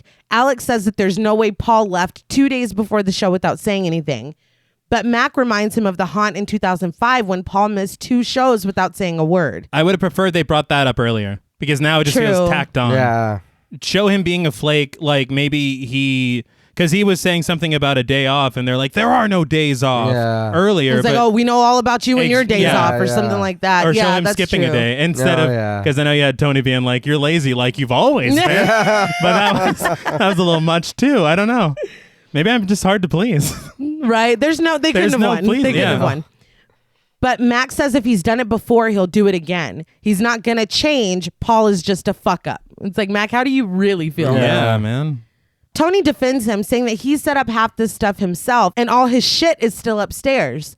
Alex asks if anyone tried to call him, but nobody did, which is the first thing I would have done. That is very weird. Alex calls him on speakerphone and they quiet down and listen as the phone rings. It stops ringing and Alex calls out his name and a sharp, loud scream comes out of the phone and Alex drops it, breaking it. I'm sorry, dude, but this made me laugh so hard because Alex shrugs it off. Like he's in such denial. Yeah. He's Yeah, like, he just leaves. Verizon, right, guys?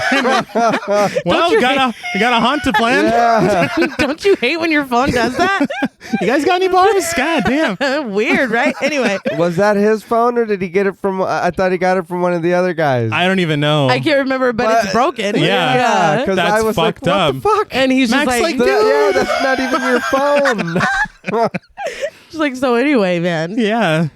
But they're all confused and Alex just leaves, causing Mac to go after him. That night, Tony wakes up and turns on the camera to see Mac standing in the hallway with a flashlight. They're hearing the piano downstairs playing the same creepy theme that Paul was playing with Hector. Mm-hmm. Alex joins him in the hallway and Mac tells him to stay with Sarah while he and Tony go check it out. If I was Tony, I'd be like, well, you and who check it out? Yeah. I don't recall signing up. No. For that. My bravery's a 2. You saw my application. They head downstairs, the music getting louder as they go. Max says this is just Paul fucking with them, but Tony is scared. They pass dummies on their way, and once they get closer, the piano stops. A couple discordant notes ring out, and they run into the room, but the only person at the piano is Hector. Okay, so here's my question. This is that night. Mm-hmm. Yeah. Do they really believe that Paul has been hiding here Yeah. in wait? Paul plays the long game. God damn, he's really committed to this prank. I noticed too, and maybe so the back of the head, there's hair visible. Like you can see hair in the back. I was like, so is that just the dummy or is that somebody like we're not supposed to see Oh, what, that? like in the dummy? Yeah. Like Oh, you no, can see it. what, And Hector? Yeah. I Like, was this is low budget, yeah. Oh, you want to know something crazy I meant to bring up earlier?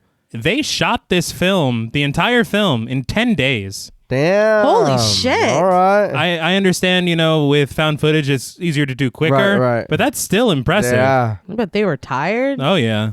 Running around, throwing up. Yeah. It takes it out of you, man. Oh, yeah. But they hear faint thumping and screaming, and Mac and Tony frantically search for Paul. They finally make their way down into the basement, with Mac advising Tony to be careful on the stairs, and Tony saying that they're going to die on them. Interesting.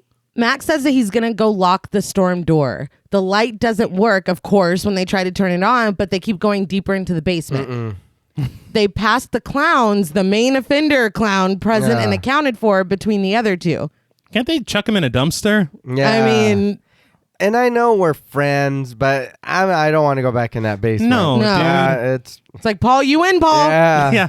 And I feel bad for Melissa and Joey. Yeah. Knowing everything I know about the clown, I'm going to send them back in there. Yeah. Like, see, this is fucked up. It is. And Alex is like, keep your fucking voice down. They'll hear you. He literally said that. Like, He's an asshole. Scumbag piece of shit. Scumbag piece of shit. TM. But they continue to call out for Paul, but they can't find him. Mac checks inside a walk-in freezer. He goes inside and Tony turns back toward the clowns. Their heads are now turned to face him. All of them. I don't know if y'all remember, but that one clown should not be able to turn his head. Tony panics, understandably, and goes inside the freezer with Mac. Mac reminds Tony that he said their heads can't move, but Tony knows what he saw. Mac asks Tony if he believes in ghosts. Tony says he does, but Mac says he doesn't. It's like, okay, that's not Yeah. that's just irrelevant. No, you've just seen some shit happen. Yeah. Yes. Some scary shit. Yeah. Now you don't believe. You don't believe what you Now just you're Shane experienced. Madej. Yeah. Okay. I don't know if he's trying to say this to make him feel better. Right. Maybe. Like, it's probably. like, look, I don't believe in them. It's fine. It's not Yeah. real. Your head's playing tricks on you. Kind of a thing. Maybe. Yeah. But he tells Tony that they're going to go out there and everything's going to be fine. Matt counts to 3 and they go back into the basement. Tony is angry to see that the clowns are facing forward again. I'd be like, you fucking assholes. Dude. That's a betrayal. He doubles down to the betrayal. He doubles down that they did move, and Mac tells him that he believes him, but that it's just Paul fucking with them. He just can't figure out how he got out of here. They turn to leave and find Paul sitting catatonic against the wall. Mac yells at him, telling him to open his eyes. Paul finally opens them, but he looks confused. Mac yells at him for fucking with them when everyone is so on edge, but Paul doesn't say a word. Tony asks if he's all right, and Paul still doesn't answer. The next day, Mac films as Tony demonstrates to Alex that the main clown's head doesn't move, but it did move last night. He tells Alex that they need to cancel everything and get the fuck out of here, but Alex tells Tony that they're not canceling anything. He shames Tony for being scared, and Tony admits that he is scared. When Alex tries to offer up Paul being back as a positive, Tony tells him, yeah, technically he's back, but he hasn't spoken a word since they found him. Again, we have all this footage. Yeah. Yeah. You're going to show them the heads. Yeah. Yeah. You know? Yeah. I don't understand Well, that. hold on. Mac makes a joke about Paul being as useless as he ever was, and Tony goes off. Mac was down here with him last night, and now he wants to make jokes like nothing happened. He demands that Alex explain how the clown's head moved, and Alex is like, I haven't figured that part out yet. Yeah. It's like, look, we're going over some theories. Yeah. So I laughed because earlier he had said that he can't explain how that happened, and Alex is like, the only thing I can't explain is how scared you are. Yeah, it's like, why Come you, on. man? Deflect. Use the clowns. But Tony puts his foot down. He quits with the big fuck you to both Alex and Mac before storming out of the basement. And I'm like, go, Tony. Oh, Yes. Matt goes after him despite Alex yelling to just let him leave. And when he quits, he's like, write that down in your little book. And Alex is like, yeah, no, I will. I'll put a date next to it. It's like, Dude, what the fuck are you doing? stop. I would have quit too. Shit. Fuck hell yeah. yes, Come on. absolutely. I would have been quit. Like, Yeah. oh, I haven't figured that out. Yeah. Man, he's all crouched down. I would have kicked him in his mouth. Because he's low enough. He's short. Yes, he's down. So his book, is that a reference to the deleted scene? I think, yeah, go ahead. There's a because that happened before this. Yes, there's a deleted scene. I think it's before Paul is like, look, guys, something not so chill happened last night. We shouldn't be here. Yeah, it's right before that. It's after the thing with Sarah, Mac, and Paul in the dining room and all that. Uh-huh. It's between that and Paul being like, yeah, something not so chill happened last night. I don't know why Paul is in Alex and Sarah's bedroom. I don't know. I don't know, but Probably looking for panties or probably. something. It's Well, fucking disgusting. he's on their bed and he's like, what can I find Yeah. here? He says that. So maybe he is. I don't know. But he finds Alex's book, and in Alex's book, aside from a bunch of plans and drawings for the haunt, you find a bunch of like demonic imagery, Yeah. and pentagrams and a just bunch Abaddon Yeah. written all over. Yeah. which is kind of weak. Yeah. I'd say. Just the name of the town. Was that but an R movie? I think it was. But I guess he would have had to have told Tony for that to make sense. Right. Or Tony looked at the footage. Yeah, that's 'Cause true. he has access to it. Or maybe Tony's sneaking in there and fucking. He's like, I saw that too. Yeah. But once outside, Mac pleads with Tony to just listen to what he has to say, and if he still wants to leave, he can. Tony finally stops, reluctantly willing to listen. The camera cuts to slightly distorted footage of Sarah walking around and smiling before it cuts to another shot of the hotel. When it comes back up, Tony is sitting in a field, calmer now. He tells Mac that he's right. He can't leave. So tell me that wouldn't fit in VHS. That little cut No, it with would, the thing. it would, yeah. It felt very much like Yeah. VHS. My thing right here, Tony's like, sometimes I come to this beautiful field just to think. But I make sure to frame the shot perfectly. Yeah, Yeah. you have to, man. And again, Diane has included this. I'm just saying. Just want to point that out. But Matt comes over and sits next to him. He asks if Tony is okay, and Tony says no, he's not. He tells Mac that he knew this whole time but chose not to tell him. Mac admits that he should have told him sooner, and Tony says that Alex screwed them and now they're fucked. I wish we could know what happened, Right. or just like a piece of what happened. Yeah. At this point, we're left to guess. Yeah. Right. What I was assuming is the money Something about money. Yeah. dried up. Yeah. That's kind of what I thought was like a bankruptcy issue Yeah. or something. And that he's been keeping it a secret, Yeah. which Yeah. would make sense as to why he's like, no, we're doing this, we're doing this, we're doing this. Yeah. And it would make sense as to why they left the city, because I'm Oh, sure yeah. More expensive. it's a lot easier Yeah. to stage this haunt in this demon town Right. than to do it in New York Right, City. right. Yeah. So I just would prefer that they said something, like this is our last chance or else the business is dead. Right, Something, right. yeah. Something like that. Yeah. But Tony asks if anyone else knows, and Mac says that only he and Alex do. He hasn't even told Sarah, and he definitely hasn't told Paul. Mac says that the really scary thing is why Alex isn't telling them. Why? Again, yeah, why? You know what he's doing? He's getting our teacups ready, but he's not filling them. Yeah. Well, he's like, now a sequel's going to come. Keep your cups. The prophecy is foretold. Yeah. Tony says that since Mac is staying, he'll stay too, because at this point he has to. Mac apologizes to him, but Tony says that Mac isn't the one who should be apologizing. Back in Sarah's interview, Diane asks her if there was anything technically wrong in the house on opening night, as in any malfunctioning gear or props. Sarah tells her no.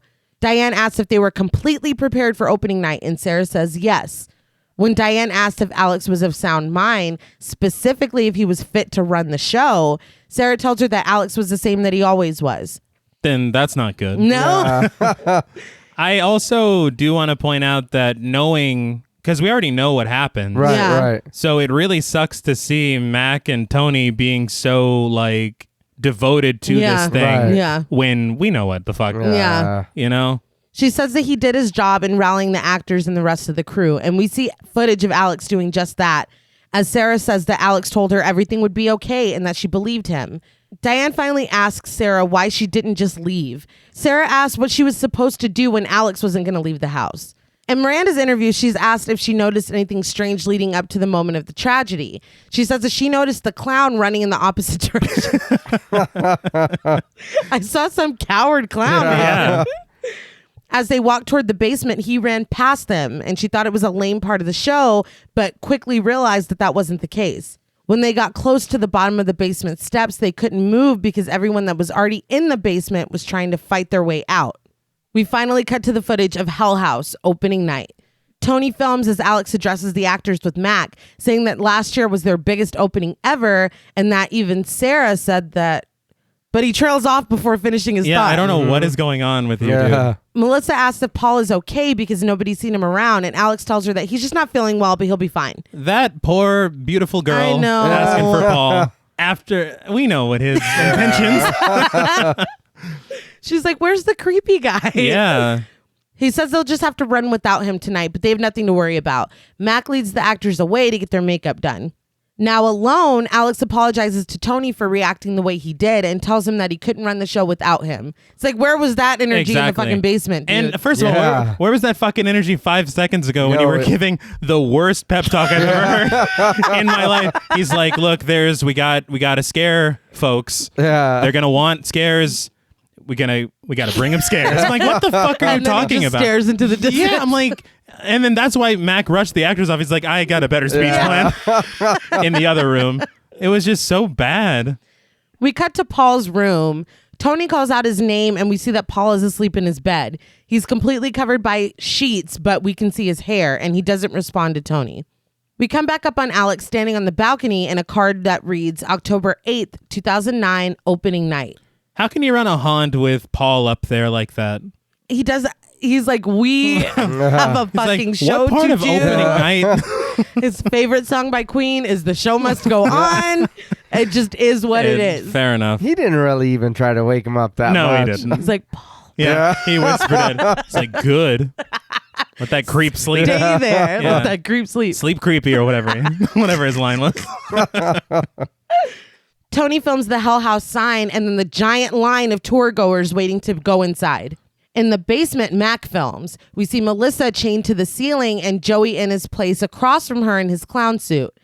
Mac confirms that Joey has the keys to her chains if she needs them and that he's going to keep an eye on her. Joey's like, you got it, boss. Fucking liar. I did want to point out, like, just like JP said, I had put in my notes, after everything, she would not be in real shackles. Yeah. No, especially not in the basement. This is where the No. weird shit was happening. Yes, this is just very bad and just makes Alex look worse. Yeah. And, well, everyone, because everyone Yeah. knows. Oh, yeah. Melissa asks if everything is okay. Like, she feels that the vibes are off. Yeah. Mm-hmm. And she seems skeptical when Mac's like, yeah. Yeah. She asks if he would tell her if something wasn't okay. And he's like, it's not a big deal. No, what's not a big Yeah. deal? You let me decide No if it's a shit. big deal. And that's a big change from everything's Everything's okay. fine. Yeah. Everything's pizza. Yeah. No, it's not, clearly. Mac puts the finishing touches on Melissa, cutting her oversized shirt with scissors and revealing her bra and underwear. Paul materializes and there's an He fucking morphs through the wall. Melissa is thrilled and excited for the haunt, and Mac leaves. This makes it even sadder. Yeah. In the control room, Alex radios to Sam that they're opening in 10 minutes. He asks about Paul, and Tony tells him that Paul is still sleeping and that it's creepy to him. Alex dismisses this. It's not creepy, it's annoying. No, it's creepy. Yeah. Okay, no Alex. shit. God damn, I can't even talk to you, dude. Yeah. This is our last haunt we're doing together. He radios Mac asking if he's heard from Paul. It's like you were just told that he's Yeah. asleep. Yeah. But they watch on the security cams as Mac tells them no. They see him talking, but they can't hear him. There's something wrong with his walkie-talkie. They've known the walkies don't Yeah. work. Yeah. Ever since like before shit even started That happening. was the beginning. Yeah, it There was- yeah. There was a little static and they went all Zach Baggins on it. Like, they already know that this is bad. Why didn't they switch out? They all have cell phones. Yeah, they do, but the walkies are cooler. Yeah, I guess so. He Plus, tell- it rhymes. Right. It's not a Sully Welly. It's No, a it's a walkie-talkie. He tells Mac to just get into position. We switch to the footage from Mac's head-mounted camera and the tour goers footage. We toggle between these to get a complete timeline of the incident, which I think is very cool. Oh, yeah. We saw all of the tour goers footage and now seeing it blended in with everything. I thought it was very, very cool. I think it's one of the neatest things in the movie. Yeah. Because you're getting it from all these different This perspectives. full Oh, yeah. timeline. Yeah. Yeah. Sam goes out to the crowd and welcomes them to the hotel. From the control room, Alex and Tony handle the timing of the mists and the lighting cues, and they monitor the tour. From his hiding spot, we see Sarah run over to Mac. She hides with him and tells him that she just saw Paul and he looked at her. The baby Paul looked at you? But she seems shaken up. Mac tells her that he'll take care of it, but they're distracted when they see Joey run out of the basement and go past them. Yeah. It's been open for like Dude, it's 30 funny. seconds. I love he's like, is that Joey? Well, It's like, what the fuck? Yeah. it was. Did he forget something in his car? Like, that's the only excuse. Alex and Tony watch him on the monitors and angrily wonder where Joey is going. Yeah. Mac tells Sarah to go back upstairs and figure out what's going on. She does, and we seamlessly cut to the tour goers' footage that sees Sarah was the woman running past them and up the stairs. Yeah. Pretty cool. Very cool. As the tour goes past Mac, he frantically tries to radio Alex that there's something going on in the basement and someone needs to go see what happened. We cut to the tour goers' footage in the basement. Melissa is still chained up and crying. She pleads with Joey to unchain her and sobs that this isn't part of the show. Joey's ass gets up and fucking books it out of the basement, leaving her behind, still chained up. She begs him not to leave her, but he's gone. Dude, he is a blur past that camera. Yeah. She's like, Joey, wait. Too fast. She's Fucking like, out of there. This is my stop. She continues to cry and sob, telling everyone that this isn't part of the show, but that's what someone who was part of the Yeah, show would would say. say. See, I think there needs to be a safe word Yeah. between the patrons and the actors so Yeah. we know when shit's really going wrong. Yeah. Because this is this is prime. It's great. I'd be like, yeah, sure, dude. Look Hell at her, dude. yeah. She's doing great. I really believe she thinks she's going to die. You know, I don't know. The footage becomes shaky and scrambled as everyone starts to scream in panic. We briefly stop on a figure standing in front of the Satan wall before we're lost in the panic again. We momentarily freeze on the figures going up to Melissa, and then we're part of the stampede again. Then we freeze on the blurry face of one of the figures behind us. There's a hissing growl, and the camera falls to the floor. For just a second, we see Melissa, and she's not moving.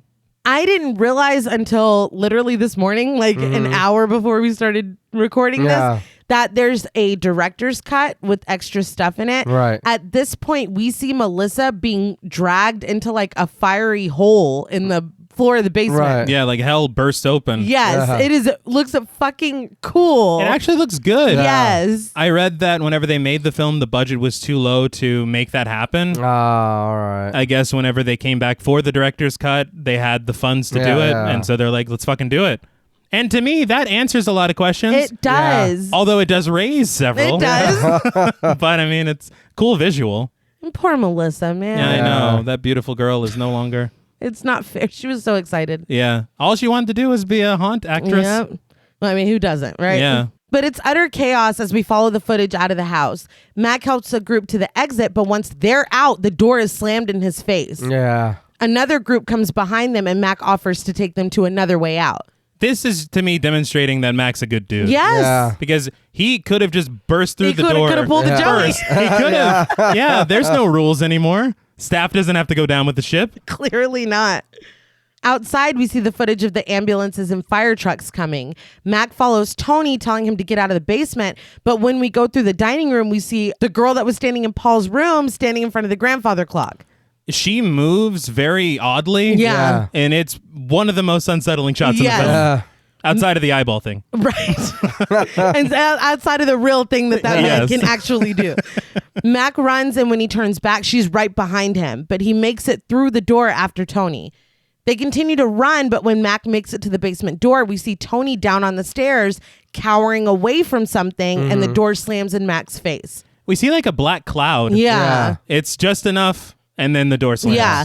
But again, remember Tony, he was like, we're going to die on these stairs. Yeah. Two All the shreds, you say? We hear a loud woman scream on the other side of the door. Mac runs back upstairs and bumps into Sarah, who's coming down, but he tells her to go back up. She does, and he follows as they run all the way up to the attic. Once there, Sarah screams, and we see that Alex is hanging by a noose from the rafters. The whole time I was like, where's Alex? But he's got his own shit going There's on. Alex. Yeah. Alex is busy. Mac runs to Alex, but when he turns around, there are several figures in black robes, one with his face revealed, the other not. Yeah. He's their leader. He's the leader.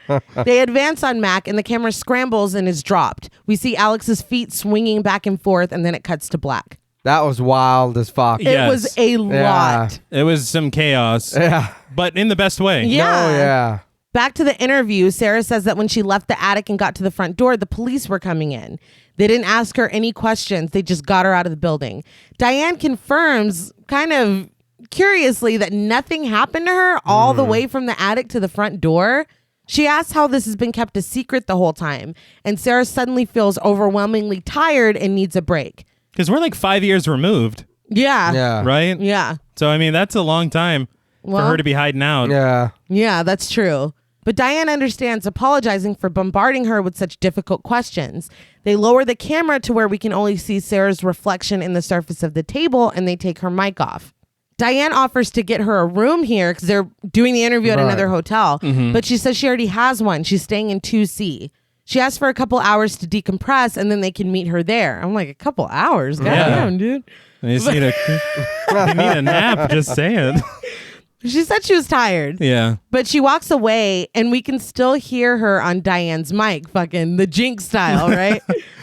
Killed them all. Yeah, she tells Of Diane. course.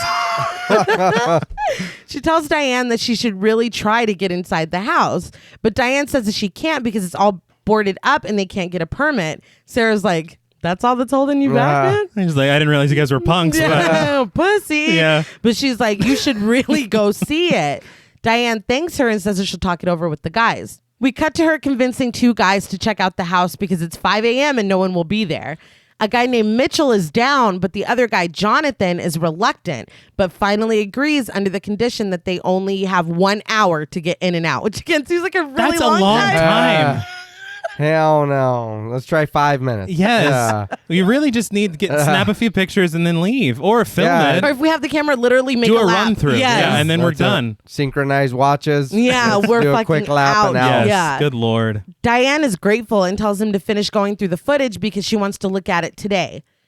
We follow Diane as she goes to the desk clerk and tells her that if the woman in 2C is looking for her, just tell her that they stepped out. The clerk, played by Natalie Guy, tells her that their rooms don't have letters on them. Oh, shit. Our rooms don't have rooms. That's exactly what I was thinking. This is Econo Suites? Yeah. You just got punked. Yeah. He's like, what? What? I feel like we've done several King of the Hill jokes today.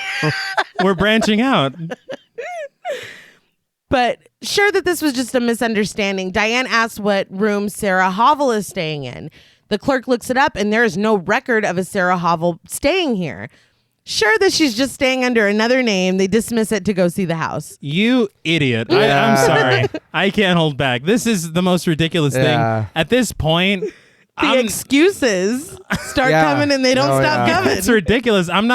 Look, I understand. And that's the thing. They cut that scene about this being her big break. Right. Yeah. That's the motivation to continue. Why she's being so fucking stupid. Yes, in the face of all this wrong. Yeah. So without that, you're like, Diane's dumb, but she's really not. Yeah. She's just desperate. And dumb. And dumb. We get a card that reads, Mitchell stays behind to catalog the footage. What he sees after Diane has left is unexplainable. We come back to the footage from the night at Hell House. Someone is cowering and softly crying behind the camera as they try to make their way to the exit. We go past the wine area in the kitchen, but hear a sharp gasp as we see a figure just standing there. She dips like, ooh, can't get out that way. What are we to do? We continue forward, going to the front door. We finally see a sign marked exit, and underneath it is Paul. Sarah drops the camera. It was her, you guys. Yeah. Sarah drops the camera and runs over to Paul, hugging him, but Paul doesn't react at all. This should be his dream. He should be over the moon. She lets go of him and he just walks past her. He picks up the camera and beats Sarah with it, blood spraying all over his face. The footage scrambles and we see Sarah laughing in the car for a moment before going back to the footage of her on the ground, bleeding and struggling to breathe. Paul stands over her and suddenly Sarah is dragged away off screen, leaving behind her a trash... I'm just kidding. But they stole that from us. They did. I do want to point out, I don't know how they got a hold of that tape, but we did do it first. No, but Sarah's dragged away. We see Paul's feet and legs standing in front of the camera until it scrambles and we see him pick up a glass shard. Blood hits the ground and finally Paul falls into view, having slit his own throat. So that's who that anonymous, the first responder, was talking about. I do want to say that there appears to be a glitch before he grabs the glass. Yeah. I don't know that I remember seeing the glass there before that glitch. No. That's very weird. I had just assumed it was because he had beat her with the camera that it was from. Right. Yeah, but I don't think it was either. I don't know if the hotel's like, yeah, man. There you go. Yeah. Do it. There you go. We watch Paul as he dies, and then we hear pounding on the door and finally glass shattering before the footage goes out. I'm presuming it was the first responders. I don't know why I thought his death was so gruesome. It was. Yeah. Like, typically speaking, if you see someone get their throat cut in a movie, they'll do like the noise. Yeah. But he was like coughing. Yeah, because it was like he was trying to breathe. It's his It's windpipe, man. It was too real. It's his windpipe. I took A&P, so I'm basically a Yeah. doctor. It's a air hole. But yeah, That's that was more my brand. that was a lot for me. Finally, we come back up to where we started. The camera follows Diane to the house where she casually opens the door and goes inside. She sees the blood smears on the walls and stops at a dried pool of blood on the floor, which was where Sarah and Paul died. I do want to say, she points to it and she's like, do you remember that this is where? And then she stops and then she says something very similar as she gets down the hall. Yeah. I don't know if she was meant to say that yet, but they kept it in. Or because she doesn't know anything about that blood stain outside of Martin's photos. Right. And she doesn't know that Yeah, that's where true. they died. Yeah, Because that's Mitchell's the true. only one that watched the tape. She's like, that's where some shit happened. There's blood. Yeah, there's blood, clearly. Jonathan. Don't you see it? It's where they were trampled. That's still my theory. It's where the gas leak happened. We see drag marks disappear behind a wall. They continue through the house until they find the basement. She points out the handprint of blood on the stairs, and Jonathan's like, bitch, I'm out. Yeah, after what we just heard, hell Yeah. no, dude, no. Well, first of all, again, we saw these bloody handprints before from his photos. Right. She's reacting to them like they're new. Yeah. She's like, but this is live and on stage, man. But she's like, it's like a painting. Look at it. Look at it. I was like, oh my God. hell And no. cameraman's like, I got to get the fuck out of here. But finally, she's like, all right, we won't go in the basement. They go through the bar and we get a quick shot of the crew laughing on that first night here, which is like sad. Yeah. As they go through the rooms, even playing the piano that Hector is still set up at. Wait a minute, though. Yeah. Who edited that in? Because this is their footage. This isn't the tapes from Hell House. Listen, the house did. Oh, okay. Yeah. The tapes are just baked into the house. They can just interfere. Right. Okay. It's like the people that worked at BuzzFeed and all their ideas went to BuzzFeed. It's like that. Like the house, the footage the you house filmed is in like, here. you don't own anything.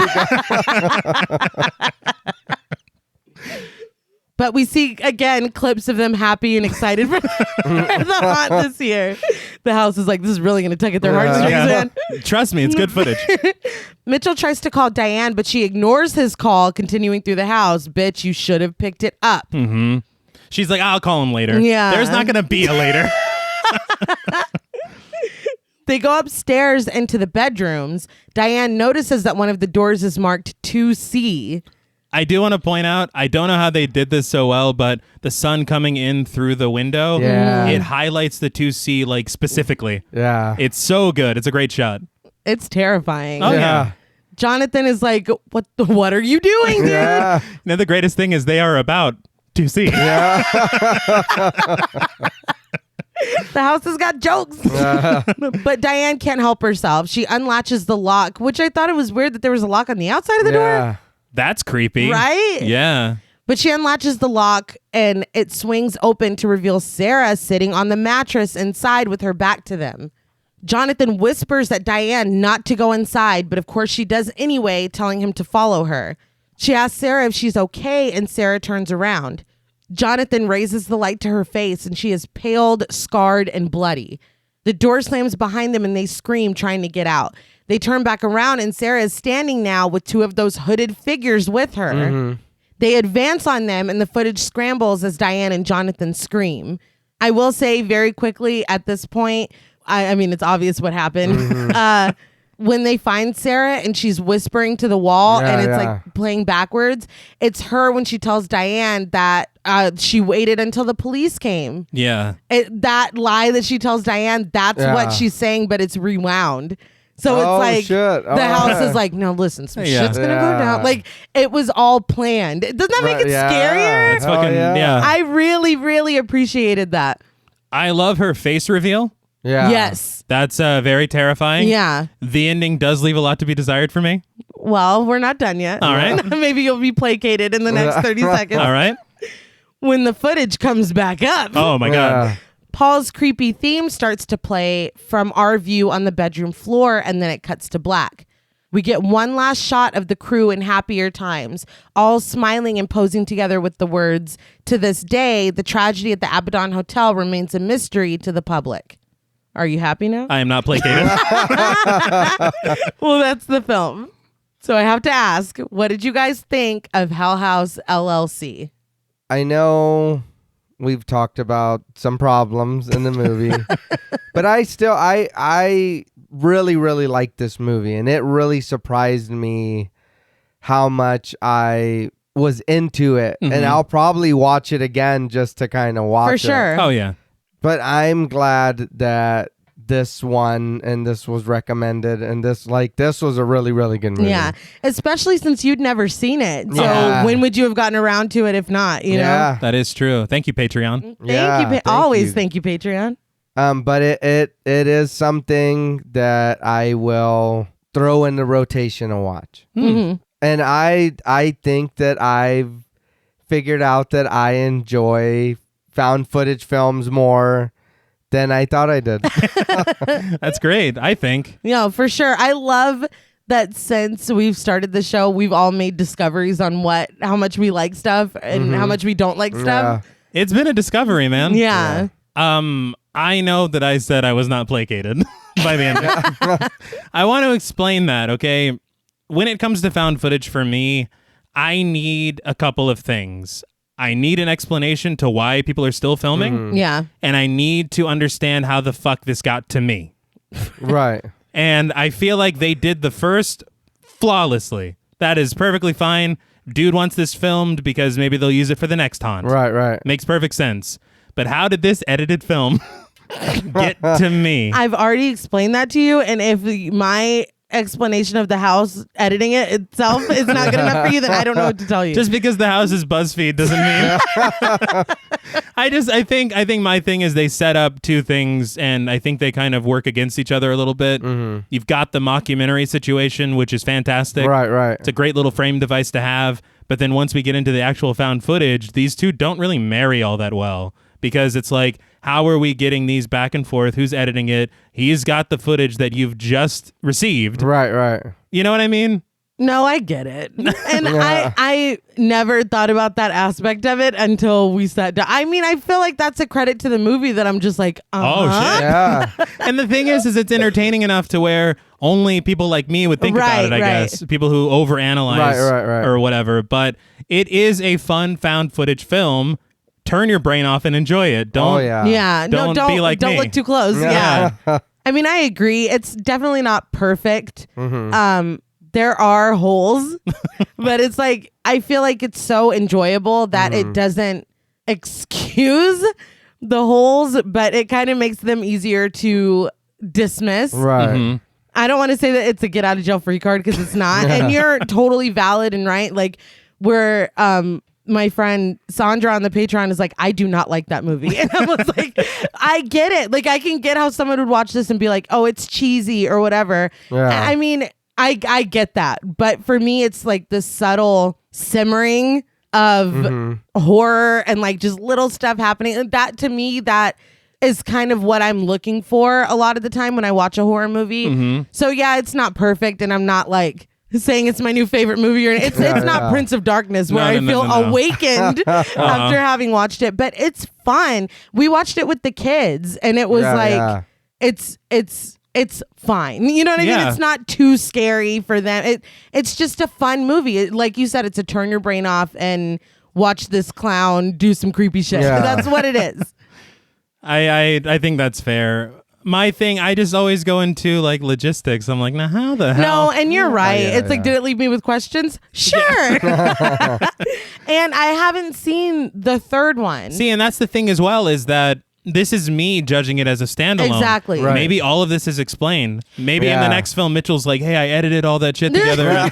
You know, I don't know. We found the tapes from Diane and the We thing. did. Yeah. You know? We did watch the second one, and it gives more explanation as to why certain things happened. But the fact that it was conceived as a trilogy, I feel like maybe purposefully we don't have all the answers here. And that is a little maddening. Especially, I don't know how many years it was between. Oh, but yeah, I don't know either. I'm like, come on, man. God damn it. What is it?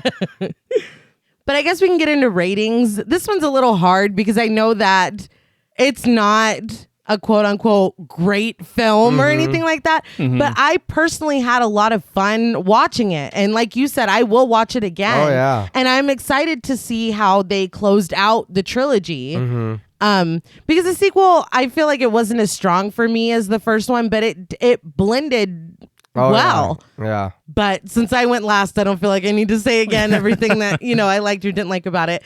So on a scale from 1 to 10, gaslighting ghosts, Sarah was trifling. Yeah, that was rough. I'm going to give Hell House LLC a nice, generous 7.5. He's already making faces. Gaslighting ghosts. And I will open up the floor. I just want to say I'm happy for you for living your truth. I had fun. Yeah, it was very fun. But I mean, your score is your score. Everybody's got opinions. So I kind of figured this was how this was going to go. Okay. So I don't know what that means. I don't want to, I'm not, okay, so there's going to be, I don't fucking love this movie, but I kind of fucking love this movie. not to the fuck, but you know what I mean? Just fucking. Yeah. It's so funny because when this won the poll, I was like, he's either going to really like this or he's going to be like, that was fucking stupid. I knew it was going to be one or the other. The thing is, like I said, and you kind of said it earlier, I think T, you said it, there's no jump scares. Yes. Yeah. So, and you get scared without it, and there's no loud bang, and then you're like, oh shit, or what, you know what I mean? Yeah. Like the lady's head just around the door, and then just there, and it's like, what the fuck? And it's there long enough to where you're like, what? And then it goes away. And I like the whole satanic thing that they did, because I feel like I said, you can do it stupid, and then it's like, come on. But this was already there. They had already kind of had a history of it, and then I don't know, I enjoyed the way they did it, because I feel like there's not a lot that I just don't feel like it gets enough play, if that makes sense. I get that.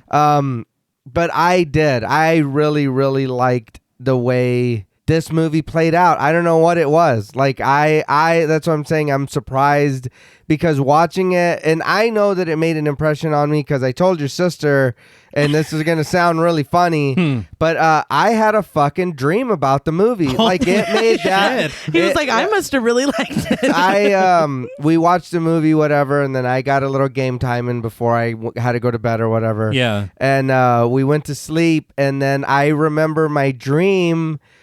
We were in Hell House or in the Abaddon Hotel, and there was the demon people or whatever, but it was like Destiny, and we were shooting them with guns.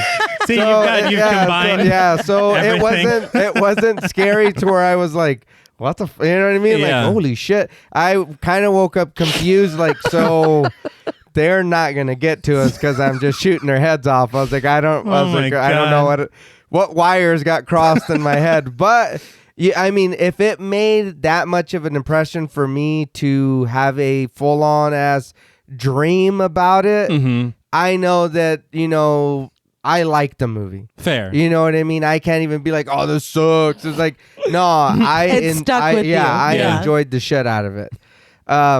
So for me, on a scale from 1 to 10, gaslighting ghosts, I'm going to have to give Hell House LLC 8.5. Holy shit. I really, and again though, you're right with a lot of the like what's going on, who's doing this and who's whatever.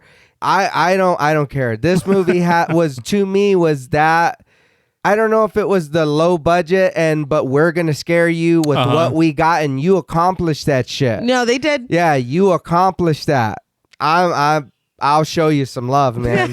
That was great, because I wouldn't have dreamt about it. It would have. I'm not saying that it wouldn't have been a good movie, but you can tell. You know what I mean? When something has and it makes an impression on you. Yeah. You know what I mean? You remember that. So I will remember this movie. You know what I mean? There's no way I won't be like, oh no, yeah, well, it was good as a movie. No, that movie was good. Like that was good. Nay might say you were submerged in it. Yeah, you were submerged. There you go. I love that for you. Yeah, I'm glad. The suspense that I felt when you were leading up to your score. I was like leaned all the way forward.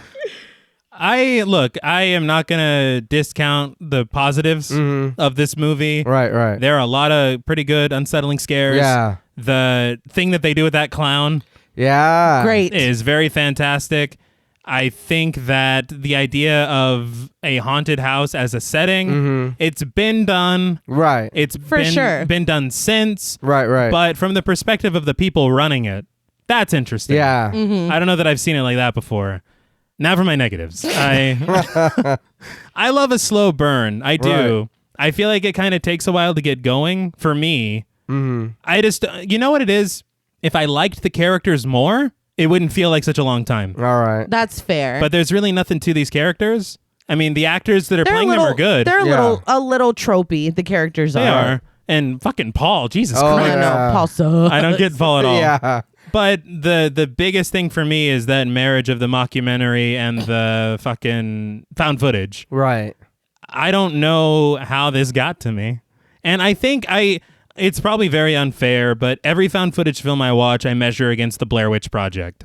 That's not fair. That's definitely not fair. I think about it because I'm like, man, there is nothing in the Blair Witch Project that I'm like, man, but then how did, there's not one thing. Yeah. I know how they recorded it. I know why they recorded it. I know how they found the tapes. I understand why I'm watching it right now. There's no flaw in any of the logic.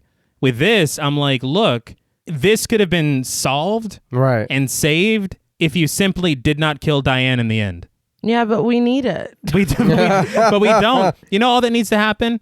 You send the cameraman alone because Diane's the fucking shit. She doesn't care. He goes through all that shit, and then the tapes just end up at their office. And then they edit it together and they release this documentary. I mean, you're right, but See, you said I'm right, but your tone is in total disagreement. That last part we were receiving as a dream. No, we were not. Is it because of the robes? God damn it. They can't broadcast while we're awake, the frequencies. I don't know, man.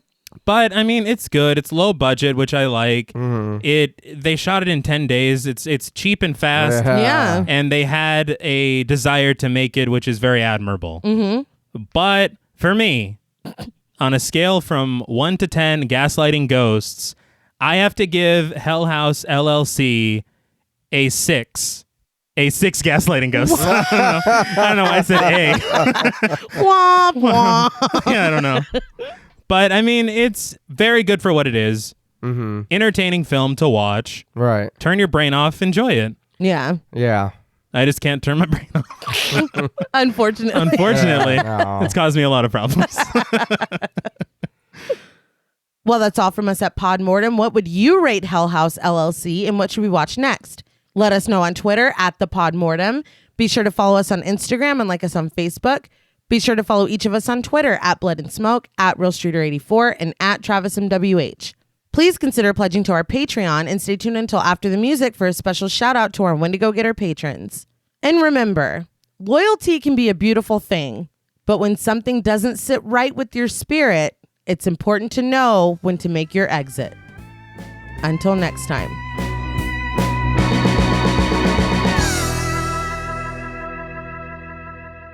Thank you for staying tuned for our shout out to our Wendigo Getter patrons. Hey, Yeah, thank you. Yeah. Yeah, it's nice to see you. Okay. I'm trying. All right. A special thank you to Chris Ontiveros, Kristen Lofton, Megan Martinez, Kimberly Bass, Melanie Van Housden, Sophie Hodson, Anthony Jerome M., Jordan Nash, Kent Morton, Allison O'Neill, Guy 54, Lala Thomas, Travis Anissa Hunter, Miguel Myers ATX, Mandy, Jennifer Perez, Pierre Lombard, Carissa, TJ Bronson, Gabrielle Trevino, Spooky Mom, Andy Teague, Applin Ontiveros, Karima Rhodes, Antonio Huerta, Kimberly Kleindienst, Will Brown, Linda, Sydney Smith, Osvaldo Soto, Jonathan Booth, Bobby Holmes, Donna Eason, JD Rezak, Molly Gerhart, Armand Spasto, Aaron Aguirre, Eggy, William Berry, Brittany, Charity Oxner, Amanda Six, Mandy Rainwater, and Diego Moreno. Thank you all so much. Thank you. We love you so much. Sleep sweet. Yeah, Sleep thank you. I just have to say that you are all truly the best, and we're not clowning around. You know, Because, yeah, they were fucked up, dude. Until next time.